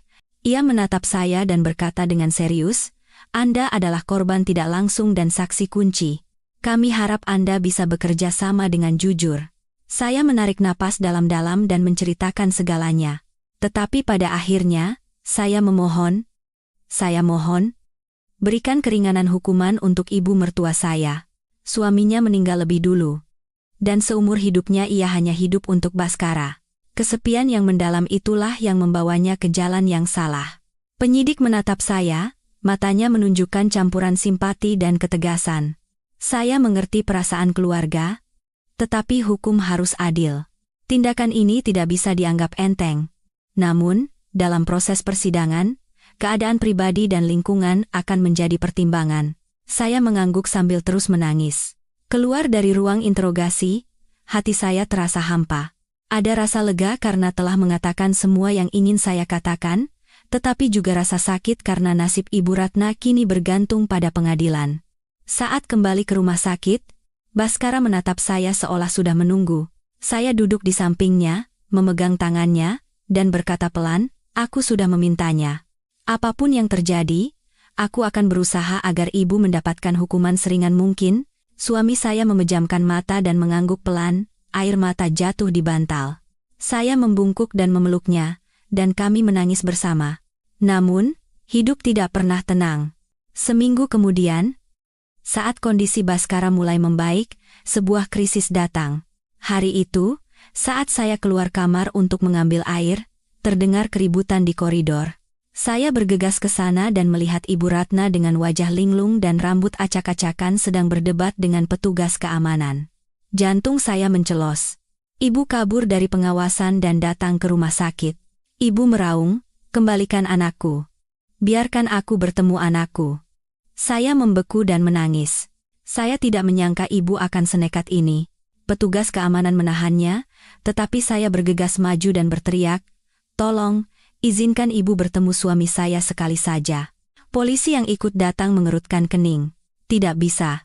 Statusnya sedang dalam penyelidikan, tidak boleh ada kontak." Saya berlutut di tempat dan menangis. "Saya mohon, tolong izinkan sekali saja. Suami saya ingin bertemu ibunya. Kalau tidak, ia tidak akan bisa tenang." Melihat kondisi saya yang putus asa, mereka akhirnya mengizinkan pertemuan itu. Di bawah pengawasan ketat, saat ibu masuk ke kamar, tubuh Baskara gemetar, matanya bersinar haru.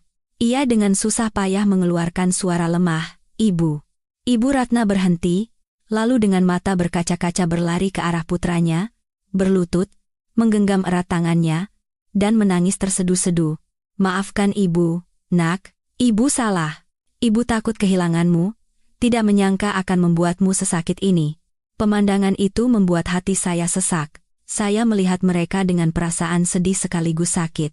Baskara mengangkat tangannya yang lemah, mengelus pipi ibunya, dan berkata dengan suara bergetar, "Aku tidak membenci ibu.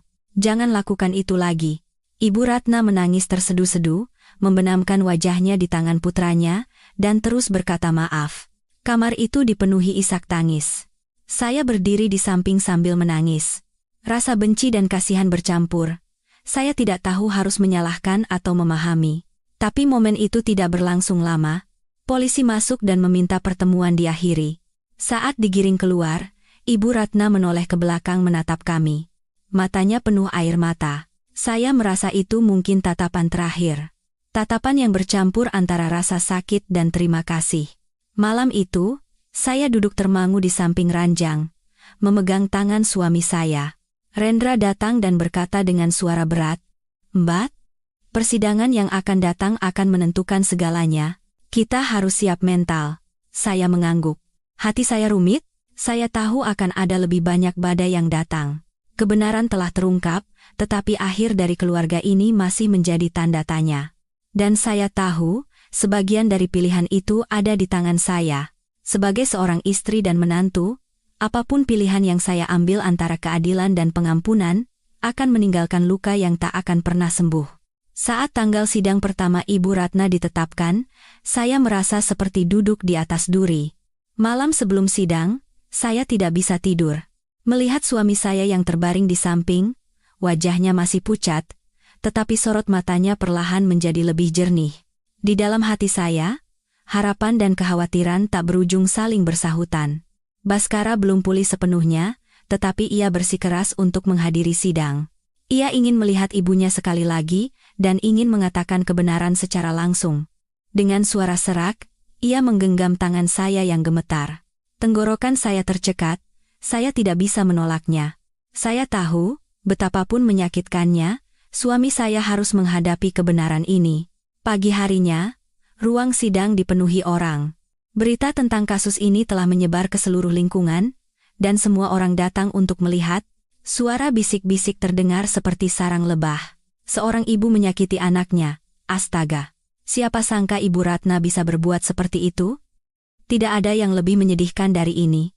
Saya memapah Baskara yang duduk di kursi roda saat kami masuk, dan semua mata tertuju pada kami. Saya menunduk. Rasanya seperti ratusan jarum menusuk jantung saya. Di seberang, Ibu Ratna yang diborgol keluar. Kurus. Rambutnya acak-acakan, matanya merah menyala. Begitu melihat putranya, ibu terduduk dan menangis tersedu-sedu, memanggil dengan suara gemetar, "Baskara, anakku." Baskara juga menangis. "Ibu." Pemandangan itu membuat ruang sidang riuh. Ada yang menggelengkan kepala karena kasihan, ada yang menghela napas karena marah. Saya berdiri di belakang suami saya, air mata saya tak terbendung. Sidang dimulai. Hakim membacakan dakwaan, dan setiap katanya seperti palu yang menghantam jantung saya. Terdakwa Ibu Ratna didakwa telah menggunakan obat-obatan bius untuk menyebabkan cedera serius pada kesehatan pasien dan mengancam nyawanya. Saya bergidik dan menggenggam erat pegangan kursi roda. Ibu Ratna menunduk dalam-dalam, bahunya bergetar. Saat ditanyai, ia berkata dengan suara tercekat, "Saya tidak bermaksud membunuh anak saya. Saya hanya takut kalau dia sadar, dia akan meninggalkan saya." Saya takut. Ruang sidang menjadi hening. Dari kursi belakang, terdengar isak tangis dari para ibu tetangga.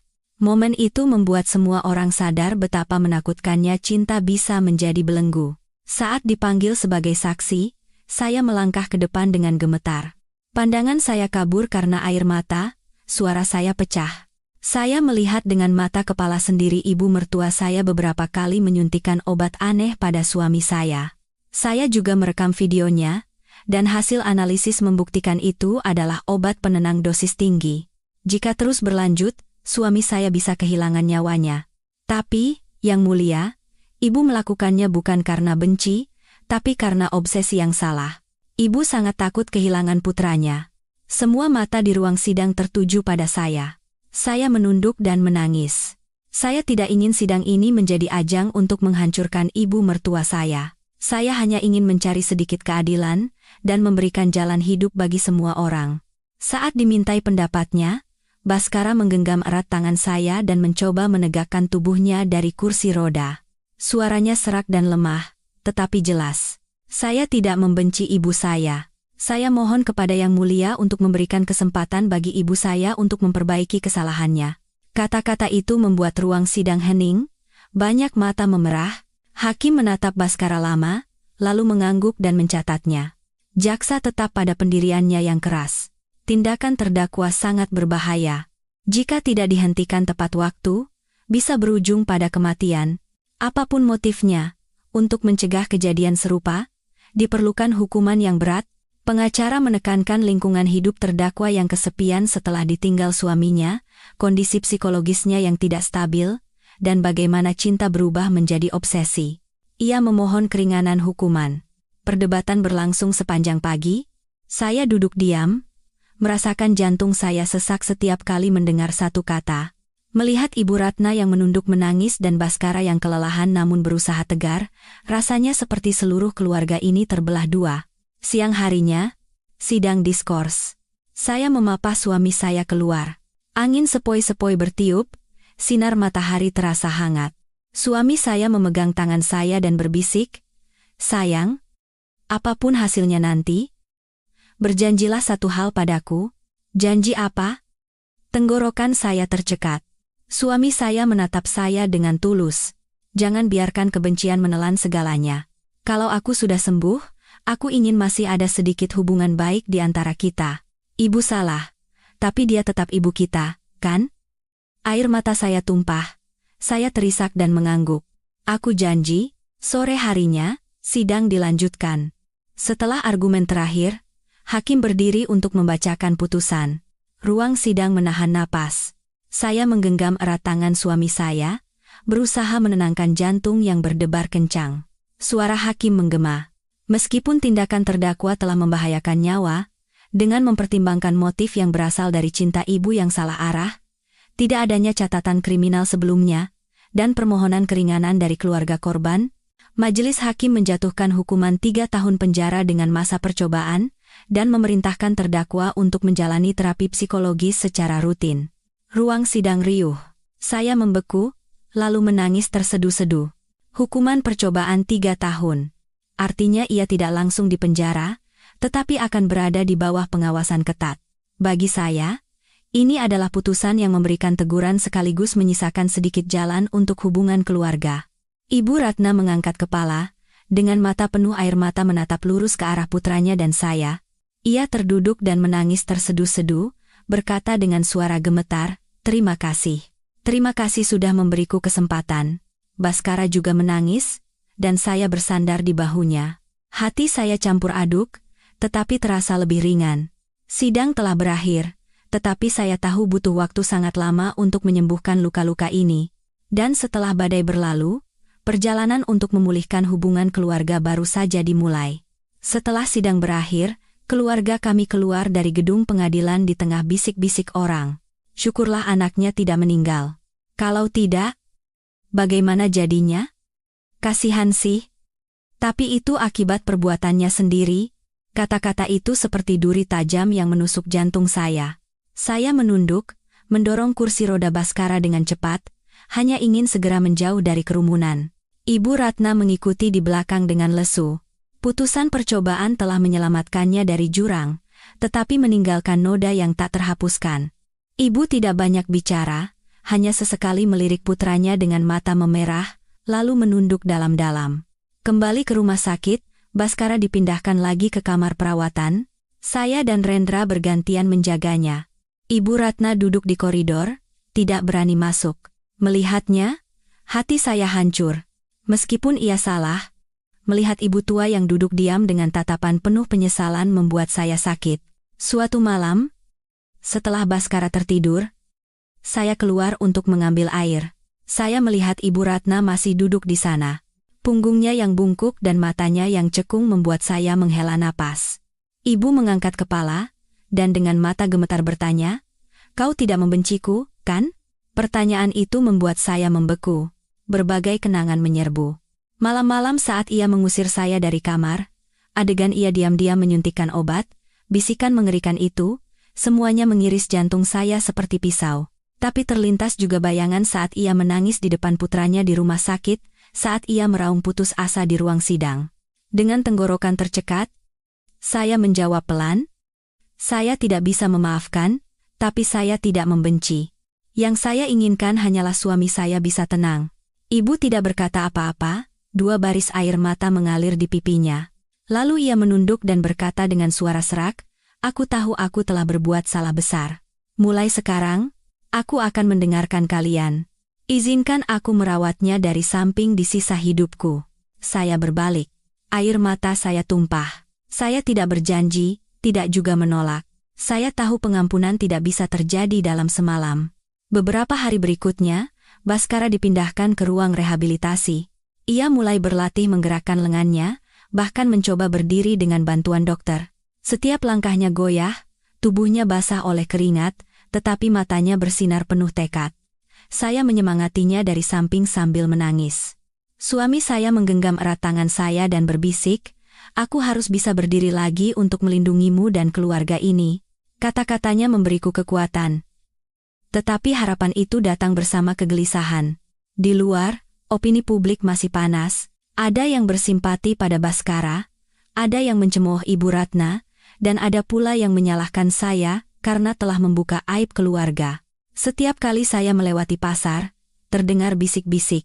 Hati saya sakit, tetapi saya memilih untuk diam. Suatu sore, saat saya mendorong kursi roda Baskara berjalan-jalan di halaman rumah sakit, kami bertemu dengan beberapa tetangga lama. Mereka menatap saya dengan campuran rasa ingin tahu dan kasihan. Seorang ibu berkata dengan sinis, "Nasibmu memang kurang beruntung, ya. Punya mertua seperti itu, menantu sengsara seumur hidup." Saya menggigit bibir. Hati saya sesak. Baskara mendengar itu, matanya memerah, dan ia menoleh ke arah saya. "Maafkan aku. Membuatmu menderita." Saya buru-buru menggelengkan kepala dan menggenggam erat tangannya. "Tidak, jangan berkata seperti itu. Selama kamu hidup dan ada di sisiku, kesulitan apapun bisa aku hadapi." Saat itu, kami berpelukan dan menangis di halaman rumah sakit, tidak peduli dengan tatapan dunia. Waktu berlalu, Baskara sudah bisa berjalan dengan bantuan kruk. Dokter berkata jika terus berusaha, ia bisa pulih hingga 70,80%. Mendengar berita itu, saya menangis bahagia. Tetapi pada saat yang sama, cobaan baru datang. Suatu malam, Rendra datang membawa selembar kertas. Ia mengerutkan kening dan berkata dengan suara berat, "Mbak, kudengar beberapa orang tidak terima dengan hukuman percobaan itu. Mereka mau membuat petisi agar Bibi dihukum lebih berat." Saya membeku. Jantung saya berdebar kencang. Jika petisi itu diterima, ibu mertua saya benar-benar bisa masuk penjara. Saya menatap Baskara. Ia duduk diam, menatap kejauhan. Suaranya bergetar. "Sayang, kalau mereka melakukan itu, tolong mohonkan pengampunan untuk ibu." Saya menggigit bibir. Air mata saya tumpah. Sekali lagi, saya berdiri di garis tipis antara keadilan dan pengampunan. Malam itu, saya tidak bisa tidur. Semua adegan masa lalu terulang kembali. Jarum suntik yang menusuk kulit suami saya, bisikan, "Teruslah tidur dari ibu." Pemandangan suami saya yang terbaring tak bergerak selama berbulan-bulan. Bagaimana saya bisa melupakan penderitaan itu? Tetapi terlintas juga mata merah ibu yang menangis, sambil memegang tangan putranya. Jeritannya, "Aku takut kehilangan dia," juga terngiang. Semua emosi itu mencekik saya. Keesokan paginya, saya memutuskan untuk menemui orang-orang yang hendak menulis petisi itu. Saya berlutut, menangis, dan memohon, "Tolong hentikan semua ini di sini. Suami saya membutuhkan ibunya. Keluarga kami sudah cukup hancur. Tolong berikan jalan hidup untuk ibu mertua saya." Beberapa orang luluh, beberapa masih mencibir. Seorang sesepuh menghela napas dan berkata, "Kamu sepertinya sudah terlalu menderita. Kami tidak tega. Tapi ingat, hiduplah dengan baik. Jangan sampai ada kejadian menyedihkan seperti ini lagi." Saya menunduk mengucapkan terima kasih. Rasa syukur yang mendalam memenuhi hati saya. Saat saya memberitahukan ini pada Baskara, ia memegang tangan saya dan berkata dengan suara serak, "Terima kasih. Sudah menanggung semua beban ini untukku." Saya tersenyum di antara air mata. "Kita menanggungnya bersama, kan?" Malam itu, saya keluar ke koridor. Ibu Ratna duduk diam menatap langit. Saya ragu-ragu, lalu berkata pelan, "Ibu, semuanya sudah tenang sekarang.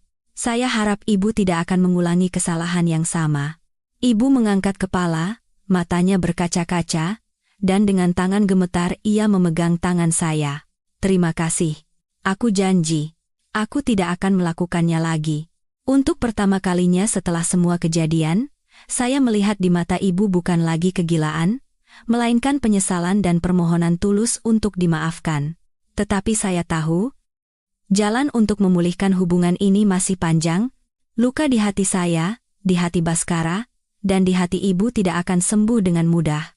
Dan saat itu, sebuah peristiwa tak terduga lainnya diam-diam menunggu untuk menguji keteguhan kami sekali lagi.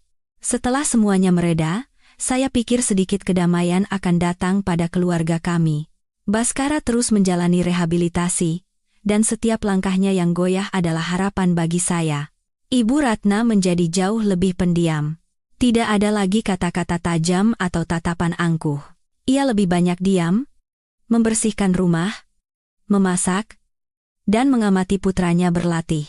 Namun, saya tahu kedamaian itu hanya sementara. Opini publik di luar masih belum surut, dan insiden baru datang lebih cepat dari yang saya duga. Suatu pagi, saat saya membantu Baskara berlatih berjalan di halaman rumah sakit, sekelompok wartawan tiba-tiba muncul. Mereka mendekat dengan mikrofon dan kamera. Tatapan mereka tajam. Salah satu dari mereka bertanya, "Benarkah ibu mertua Anda menyuntikkan obat aneh hingga suami Anda koma? Tidakkah Anda berpikir ia pantas mendapat hukuman yang lebih berat?" Saya membeku. Tubuh Baskara gemetar, kakinya lemas, ia nyaris jatuh. Ia bersandar pada saya. Saya terkejut dan memeluk suami saya, berteriak, "Tolong jangan ganggu kami. Suami saya masih lemah. Tolong biarkan kami sendiri." Tapi mereka tidak berhenti. Mereka menyorotkan kamera ke wajah Baskara dan bertanya, "Apakah Anda sudah memaafkan ibu Anda?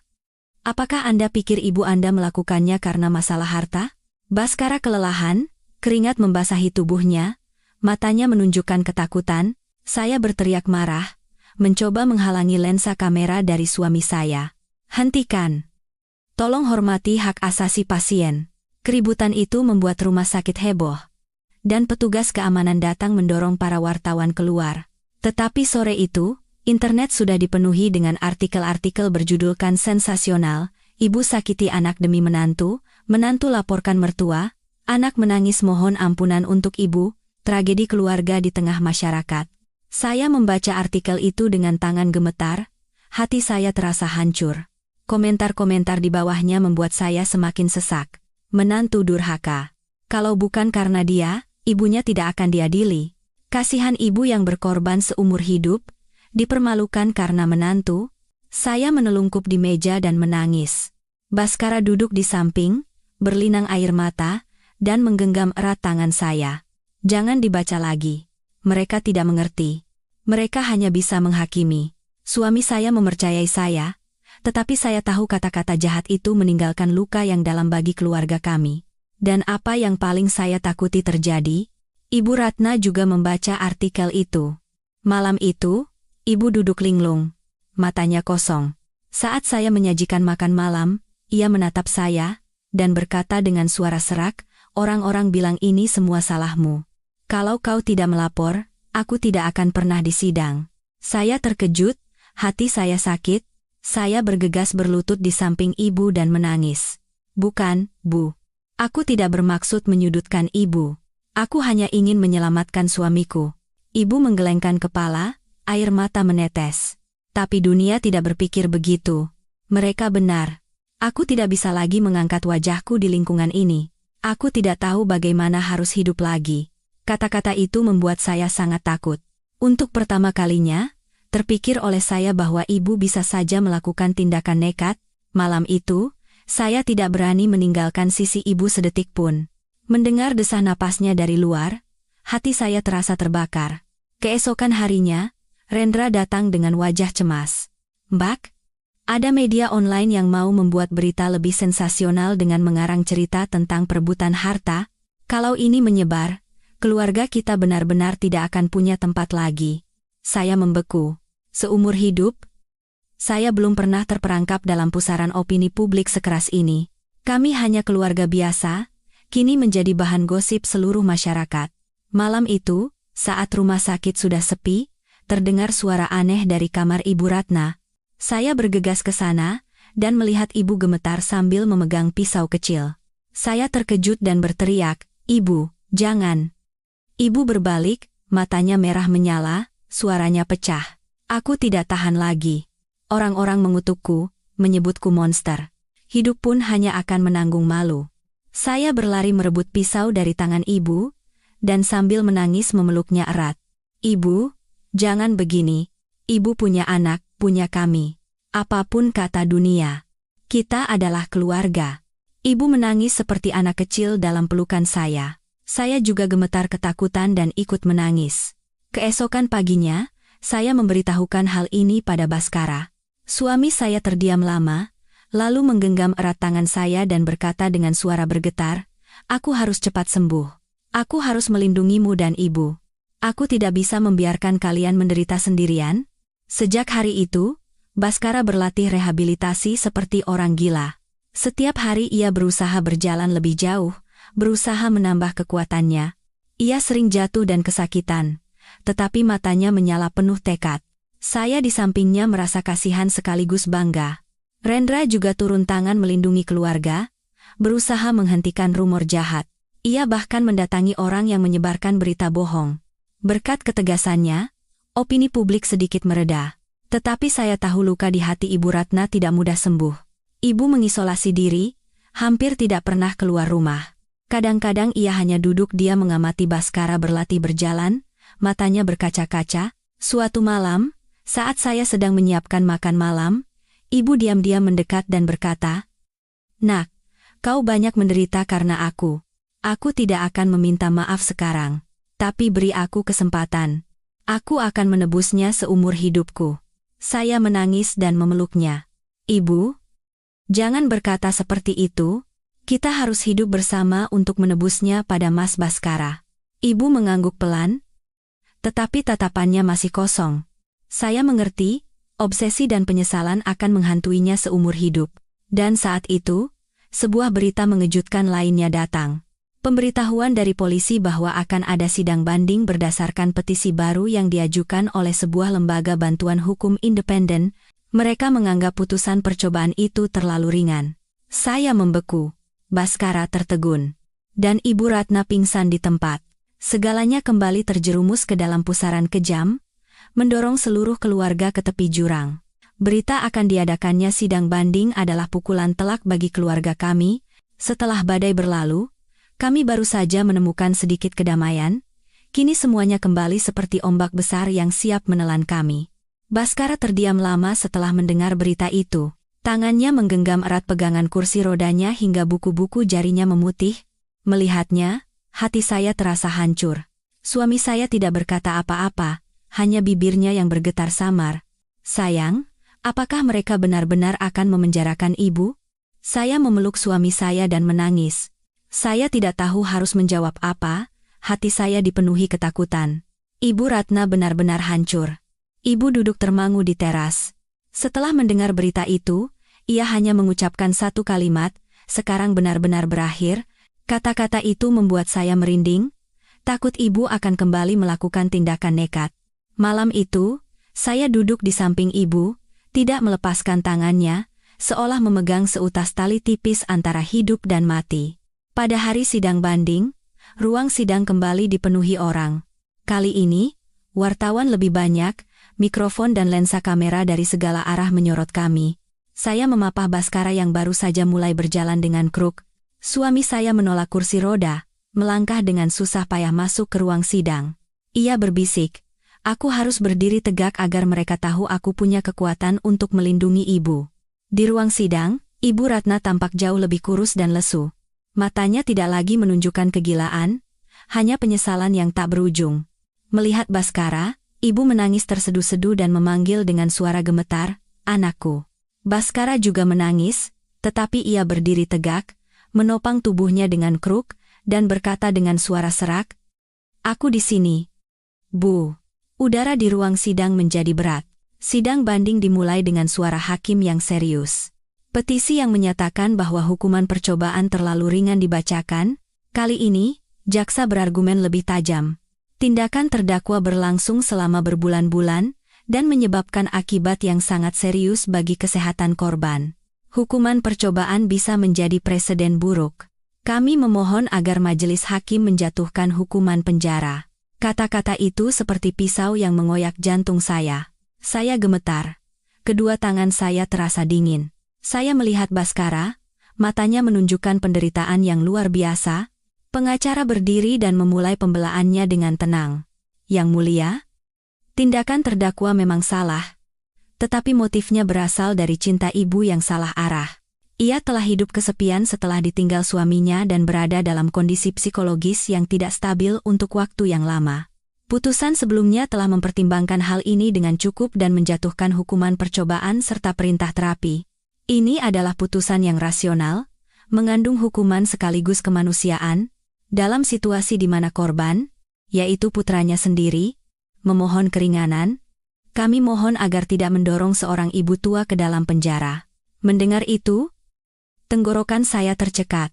Baskara menggenggam erat tangan saya, matanya penuh tekad. Saat diberi kesempatan berbicara, ia berdiri dengan tubuh gemetar dan berkata dengan suara serak namun jelas, "Saya adalah korban. Tetapi saya mohon kepada Yang Mulia untuk memaafkan ibu saya. Saya tidak ingin ibu saya meninggal di penjara. Saya hanya ingin ibu saya tetap hidup agar saya bisa melihatnya." Ruang sidang menjadi hening. Dari kursi belakang terdengar isak tangis, banyak mata memerah. Ada yang menunduk menyeka air mata. Saya juga dipanggil ke depan. Saya menatap lurus ke arah majelis hakim dan menangis. "Yang Mulia, saya adalah menantu dan saksi yang melihat semuanya. Saya benci dan menderita. Tapi sekarang, melihat ibu mertua saya yang kurus kering ini, saya tidak mengharapkan apa-apa selain memberinya kesempatan. Kami sudah kehilangan terlalu banyak. Tolong berikan jalan hidup bagi keluarga kami." Saya berbicara sambil menangis, suara saya bergetar. Ruang sidang dipenuhi bisikan simpati. Jaksa tetap tegas, tetapi hukum harus adil. Jika kita mengabaikan prinsip demi perasaan, siapa lagi yang akan percaya pada keadilan? Hakim terdiam lama, udara terasa menyesakan. Saya menggenggam erat tangan Baskara, berusaha menenangkan jantung yang serasa akan meledak. Ibu Ratna menunduk, bahunya bergetar, hanya menatap lantai. Akhirnya, hakim berdiri dan berkata dengan suara jelas, majelis hakim mengakui bahwa tindakan terdakwa serius. Namun, dengan mempertimbangkan motif, lingkungan, tidak adanya catatan kriminal, serta permohonan tulus dari korban dan keluarga, majelis hakim memutuskan untuk mempertahankan putusan sebelumnya, yaitu 3 tahun penjara dengan masa percobaan, dan mengukuhkan perintah untuk menjalani terapi psikologis secara rutin. Saya menangis. Baskara juga menangis. Ibu Ratna terduduk di kursi, menangkupkan kedua tangannya yang gemetar, dan terus bergumam, "Terima kasih, terima kasih." Ruang sidang dipenuhi helaan napas lega. Beberapa tetangga juga mengangguk dan berbisik, masih ada rasa kemanusiaan. Saat keluar dari ruang sidang, saya memapah Baskara. Suami saya terengah-engah, tetapi sorot matanya lebih cerah dari sebelumnya. Ia menggenggam erat tangan saya dan berbisik, "Sayang, akhirnya selesai.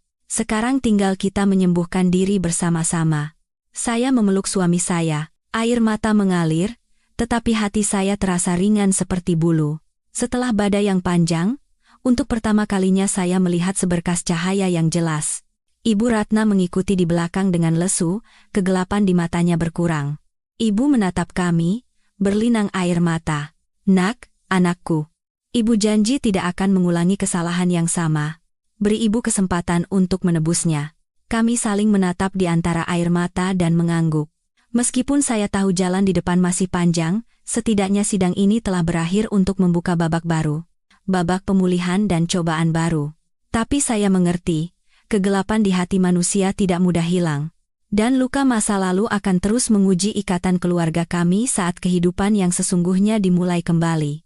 Sidang banding berakhir, dan keluarga kami kembali ke tengah tatapan penasaran para tetangga. Opini publik mereda, tetapi luka masih ada. Setiap kali saya ke pasar, terdengar bisikan di belakang saya. "Lihat, itu menantu yang melaporkan mertuanya. Keluarga itu memang banyak masalah, kasihan anaknya." Saya hanya bisa menunduk, menggenggam erat lengan suami saya, dan berpura-pura tidak mendengar. Pemulihan Baskara berjalan lancar. Ia bisa berjalan jarak pendek dengan kruk, bahkan mulai berlatih menaiki beberapa anak tangga. Setiap langkahnya adalah harapan bagi saya, tetapi sekaligus mengingatkan pada masa-masa penuh air mata yang telah kami lalui. Ibu Ratna benar-benar berubah setelah putusan percobaan dikukuhkan, tidak ada lagi nada tajam atau tatapan angkuh. Ia menjadi lebih pendiam, membersihkan rumah, memasak, dan hanya mengamati putranya berlatih. Setiap kali Baskara jatuh, ibu terkejut dan berlari memeluknya sambil menangis. "Anakku, maafkan ibu. Ibu salah." Baskara seringkali memegang tangan ibunya dan berusaha tersenyum. "Aku tidak membenci ibu lagi. Jangan lakukan itu padaku lagi, ya?" Kata-kata itu membuat saya sakit sekaligus lega. Tetapi saya tahu kepercayaan antara saya dan ibu tidak bisa pulih begitu saja. Di dalam hati saya, masih ada trauma. Setiap kali teringat adegan ibu memegang jarum suntik dan berbisik, "Teruslah tidur." Suatu malam, Rendra datang berkunjung. Ia melihat keluarga kami dan menghela napas. Mbak, syukurlah Mas Baskara membaik, tapi Mbak juga harus jaga kesehatan. Sejak kejadian itu, Mbak jadi kurus sekali. Saya tersenyum pahit. Penderitaanku tidak ada apa-apanya asalkan Mas Baskara sehat kembali. Rendra menatap saya, matanya menunjukkan kesedihan. Ia tidak berkata apa-apa lagi, tetapi saya bisa merasakan keprihatinannya.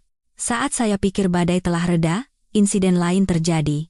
Suatu sore, saat saya pulang dari pasar, ada kerumunan di depan gerbang rumah, jantung saya mencelos. Saya bergegas ke sana dan melihat Ibu Ratna terduduk di halaman, dengan tangan gemetar memegang selembar kertas. Para tetangga berbisik-bisik. Ada yang menempelkan tulisan kasar di pintu. Kata-katanya jahat sekali. Saya merebut kertas itu. Membaca tulisannya, pandangan saya menjadi gelap. Ibu jahat yang menyakiti anak demi kekuasaan, menantu durhaka yang menyeret mertua ke pengadilan. Tulisan berwarna merah itu seperti mengiris jantung saya. Ibu Ratna menangis terseduh-seduh, dan berkata dengan suara gemetar. Nak, sepertinya orang-orang sangat membenciku. Aku tidak bisa lagi hidup dengan kepala tegak. Saya ketakutan dan memeluk ibu erat. Ibu, tolong jangan berpikiran buruk. Apapun kata dunia, kita punya satu sama lain. Baskara keluar dengan kruk dan melihat pemandangan itu. Matanya memerah. Ia duduk di samping ibunya dan merangkulnya. Ibu, aku di sini, aku tidak akan meninggalkan ibu. Melihatnya, tenggorokan saya tercekat, tetapi insiden ini membuat saya sadar bahwa opini publik di luar bisa lebih membunuh daripada putusan pengadilan. Rendra segera mencari pelakunya. Setelah beberapa hari mencari tahu, ia menemukan bahwa pelakunya adalah tetangga yang dulu pernah berselisih dengan Ibu Ratna karena masalah tanah. Ia memanfaatkan kesempatan ini untuk melampiaskan dendam dan mempermalukan keluarga kami. Mengetahui hal itu, seluruh tubuh saya gemetar, jantung saya terasa sesak. Kami sudah cukup menderita, mengapa orang-orang masih ingin menginjak-injak kami? Rendra marah. Mbak, kita laporkan ke polisi. Kita tidak bisa terus-terusan difitnah seperti ini. Tetapi saya menangis dan menahannya. Jangan diperpanjang lagi. Keluarga kita sudah terlalu banyak menjadi buah bibir. Baskara juga mengangguk, aku juga tidak mau memperpanjang masalah ini. Kita butuh waktu untuk hidup dengan tenang. Sejak hari itu, saya semakin mengisolasi diri, menghindari interaksi dengan orang lain. Saya hanya fokus merawat suami dan ibu mertua saya, seolah dunia luar tidak ada. Tapi luka di hati saya diam-diam membusuk. Suatu malam, saat saya sedang memasak, Ibu Ratna tiba-tiba mendekat. Dengan tangan gemetar, ia memegang tangan saya dan berlinang air mata. Nak, aku tahu kau banyak menderita karena aku. Aku tidak berharap dimaafkan sekarang. Tapi beri aku kesempatan. Aku akan menebusnya seumur hidupku. Saya menangis dan memeluknya. Setelah semua yang terjadi, untuk pertama kalinya saya merasa jarak antara saya dan ibu mertua sedikit menyempit. Tetapi tepat pada saat itu, sebuah peristiwa tak terduga terjadi. Baskara tiba-tiba pingsan di tengah ruangan. Saya terkejut, berteriak, dan berlari memapahnya. Wajahnya pucat, keringat mengalir deras. Setelah mendapat pertolongan darurat, dokter memberitahu dengan tegang, syok hipotensi parah karena kelelahan. Untung Anda datang tepat waktu. Kalau tidak, bisa berbahaya. Saya membeku. Saya menggenggam erat tangan suami saya dan menangis. Sayang, jangan tinggalkan aku. Suami saya membuka matanya dengan lemah, menatap saya dan ibu, lalu berbisik pelan, jangan menangis. Aku masih ingin hidup untuk melindungi kalian berdua. Kata-kata itu membuat tenggorokan saya tercekat, jantung saya terasa sesak. Saya sadar, suami saya telah melewati ambang kematian sekali, tapi masih banyak cobaan di depan. Ibu Ratna berlutut di samping tempat tidur, memegang kaki putranya, dan menangis terseduh-seduh. Anakku, maafkan ibu, ini semua salahku. Kalau kau kenapa-kenapa, aku tidak bisa hidup. Saya melihat pemandangan itu sambil menangis. Hati saya rumit. Saya tahu luka keluarga ini belum sembuh, dan insiden barusan hanyalah sebuah peringatan. Cobaan belum berakhir, satu ketakutan menggema di hati saya. Bisakah kami mengatasi segalanya dan menemukan kembali kebahagiaan sederhana yang didambakan setiap keluarga? Setelah Baskara pingsan, seluruh keluarga seolah terbangun dari mimpi panjang yang kelam. Melihat suami saya terbaring di ranjang UGD, wajahnya pucat dengan detak jantung yang lemah di monitor, saya hampir saja hancur. Saat itu, saya sadar. Semua konflik, cemoohan dunia, kebencian atau dendam, tidak ada yang lebih penting daripada menjaga nyawa orang yang kita cintai. Untungnya, Baskara melewati masa kritis, tetapi dokter memperingatkan agar tidak memaksakan diri lagi. Pemulihan butuh kesabaran, dan ketergesa-gesaan bisa meninggalkan efek samping yang serius. Nasihat itu menjadi peringatan bagi kami semua. Baskara mengangguk, sorot matanya lebih tenang. Ia memegang tangan saya dan berbisik, "Maafkan aku. Aku terlalu memaksakan diri. Aku hanya ingin cepat sehat agar bisa meringankan bebanmu dan ibu." Saya berlinang air mata, menyandarkan pipi saya di tangannya yang kurus. "Kamu hanya perlu hidup. Sisanya, biar aku yang tanggung." Ibu Ratna berdiri di samping, air mata menetes. Ibu berlutut dan dengan tangan gemetar memegang tangan putranya. "Anakku, ibu telah berbuat banyak salah. Kalau bukan karena ibu, kau tidak akan sesusah ini. Mulai sekarang, ibu tidak mengharapkan apa-apa selain melihatmu tenang." Baskara tersenyum tipis. Setetes air mata jatuh di bantal. "Ibu, jangan terus menyalahkan diri sendiri. Cukup hiduplah dengan baik agar keluarga kita bisa tenang ke depannya." Kata-kata itu seolah meruntuhkan dinding dingin di antara ibu dan anak. Melihatnya, hati saya sakit sekaligus lega. Benar. Sekarang, saling menyalahkan hanya akan memperdalam luka. Yang paling dibutuhkan adalah melangkah maju bersama. Beberapa bulan berikutnya, keluarga kami hidup tenang, mengisolasi diri dari dunia luar. Baskara terus menjalani rehabilitasi di bawah bimbingan dokter. Ia tidak lagi terburu-buru, berlatih sedikit demi sedikit. Langkahnya masih goyah, tetapi jauh lebih stabil dari sebelumnya. Saya selalu di sampingnya, memapahnya, dan menyemangati tekad di matanya. Ibu Ratna benar-benar berubah. Sesuai putusan, ia rutin pergi untuk konseling psikologis. Setiap kali pulang, ibu dengan pelan bercerita. Ibu sadar telah membuat cinta menjadi belenggu. Bukannya memberikan kebahagiaan pada anak, malah membuat seluruh keluarga menderita. Sekarang, ibu hanya berharap diberi kesempatan untuk memperbaiki kesalahan. Saya mendengarkan dalam diam, tanpa menghakimi. Waktu telah mengajarkan saya bahwa kebencian hanya akan menggerogoti diri sendiri. Memaafkan bukan berarti melupakan masa lalu, tetapi untuk tidak terikat padanya dan bisa melangkah maju. Opini publik dunia luar, meskipun awalnya masih ada suara-suara sumbang, perlahan-lahan berubah saat melihat Baskara yang gigih berlatih dan Ibu Ratna yang diam-diam merenung. Beberapa ibu tetangga datang, menghela napas, dan berkata, "Ya sudahlah. Yang lalu biarlah berlalu." Betapa syukurnya keluarga bisa berkumpul lagi. Orang-orang juga, suka dan benci, nanti juga akan lupa. Saya menunduk mengucapkan terima kasih. Rasa syukur yang tenang memenuhi hati saya. Setiap sore, saat sinar matahari keemasan menyinari halaman, saya akan memapah Baskara berjalan perlahan. Ibu Ratna duduk di kursi, mengamati pemandangan itu, matanya berkaca-kaca, tetapi hangat. Melihat pemandangan itu, saya sadar bahwa kebahagiaan terkadang bukanlah hal yang muluk-muluk. Orang yang kita cintai masih hidup, dan kita masih punya kesempatan untuk mencintai, itu saja sudah cukup. Suatu hari, saat seluruh keluarga duduk di meja makan yang sederhana, Baskara meletakkan kruknya di samping dan dengan susah payah berdiri, meskipun hanya beberapa detik. Ia menatap saya dan ibu, lalu berkata dengan suara tercekat, "Aku belum sehat sepenuhnya. Tapi aku ingin berdiri untuk membuktikan bahwa keluarga kita masih bisa bertahan." Saya menangis dan memeluk suami saya erat. Ibu Ratna juga menangis, dengan gemetar memegang tangan putranya. "Anakku, ibu janji seumur hidup ibu tidak akan menyakitimu lagi. Ibu hanya ingin melihatmu tersenyum, berjalan, dan hidup dengan tenang." Saat itu, saya tahu semua konflik dan badai akhirnya telah berakhir. Masa lalu telah meninggalkan banyak luka, tetapi juga memberikan pelajaran besar. Bahwa ikatan keluarga bisa menjadi belenggu jika tidak ditempatkan pada tempatnya, dan cinta bisa menjadi dosa jika berubah menjadi keegoisan.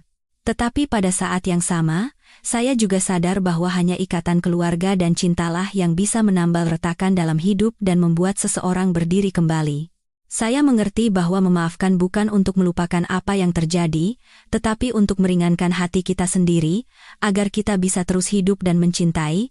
Hari itu, saat seluruh keluarga duduk bersama, angin sepoi-sepoi bertiup, dan saya merasakan kedamaian yang aneh di hati saya. Saya percaya, meskipun masih banyak kesulitan di depan, selama kita bersama, kita bisa mengatasi segalanya. Para penonton sekalian, cerita hari ini berakhir di sini, tetapi gaungnya tetap ada di hati kita semua. Cinta seorang ibu dan cinta suami istri pada dasarnya adalah hal yang suci. Namun, jika cinta berubah menjadi rasa memiliki, terkadang justru menjadi belenggu yang menyakiti orang yang paling kita sayangi. Memaafkan bukan untuk melupakan, tetapi untuk meringankan hati dan memberikan kesempatan bagi setiap orang untuk memulai kembali. Melalui cerita hari ini, kami berharap Anda bisa merasakan pentingnya saling memahami dan berbagi dalam keluarga, serta nilai dari ikatan keluarga yang sesungguhnya. Agar kebahagiaan tidak hilang karena obsesi atau keegoisan, kita harus belajar mendengarkan cerita satu sama lain dan menempatkan cinta pada tempatnya yang benar.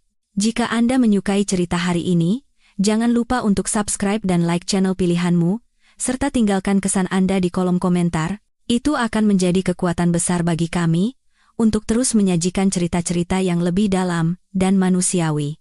Terima kasih.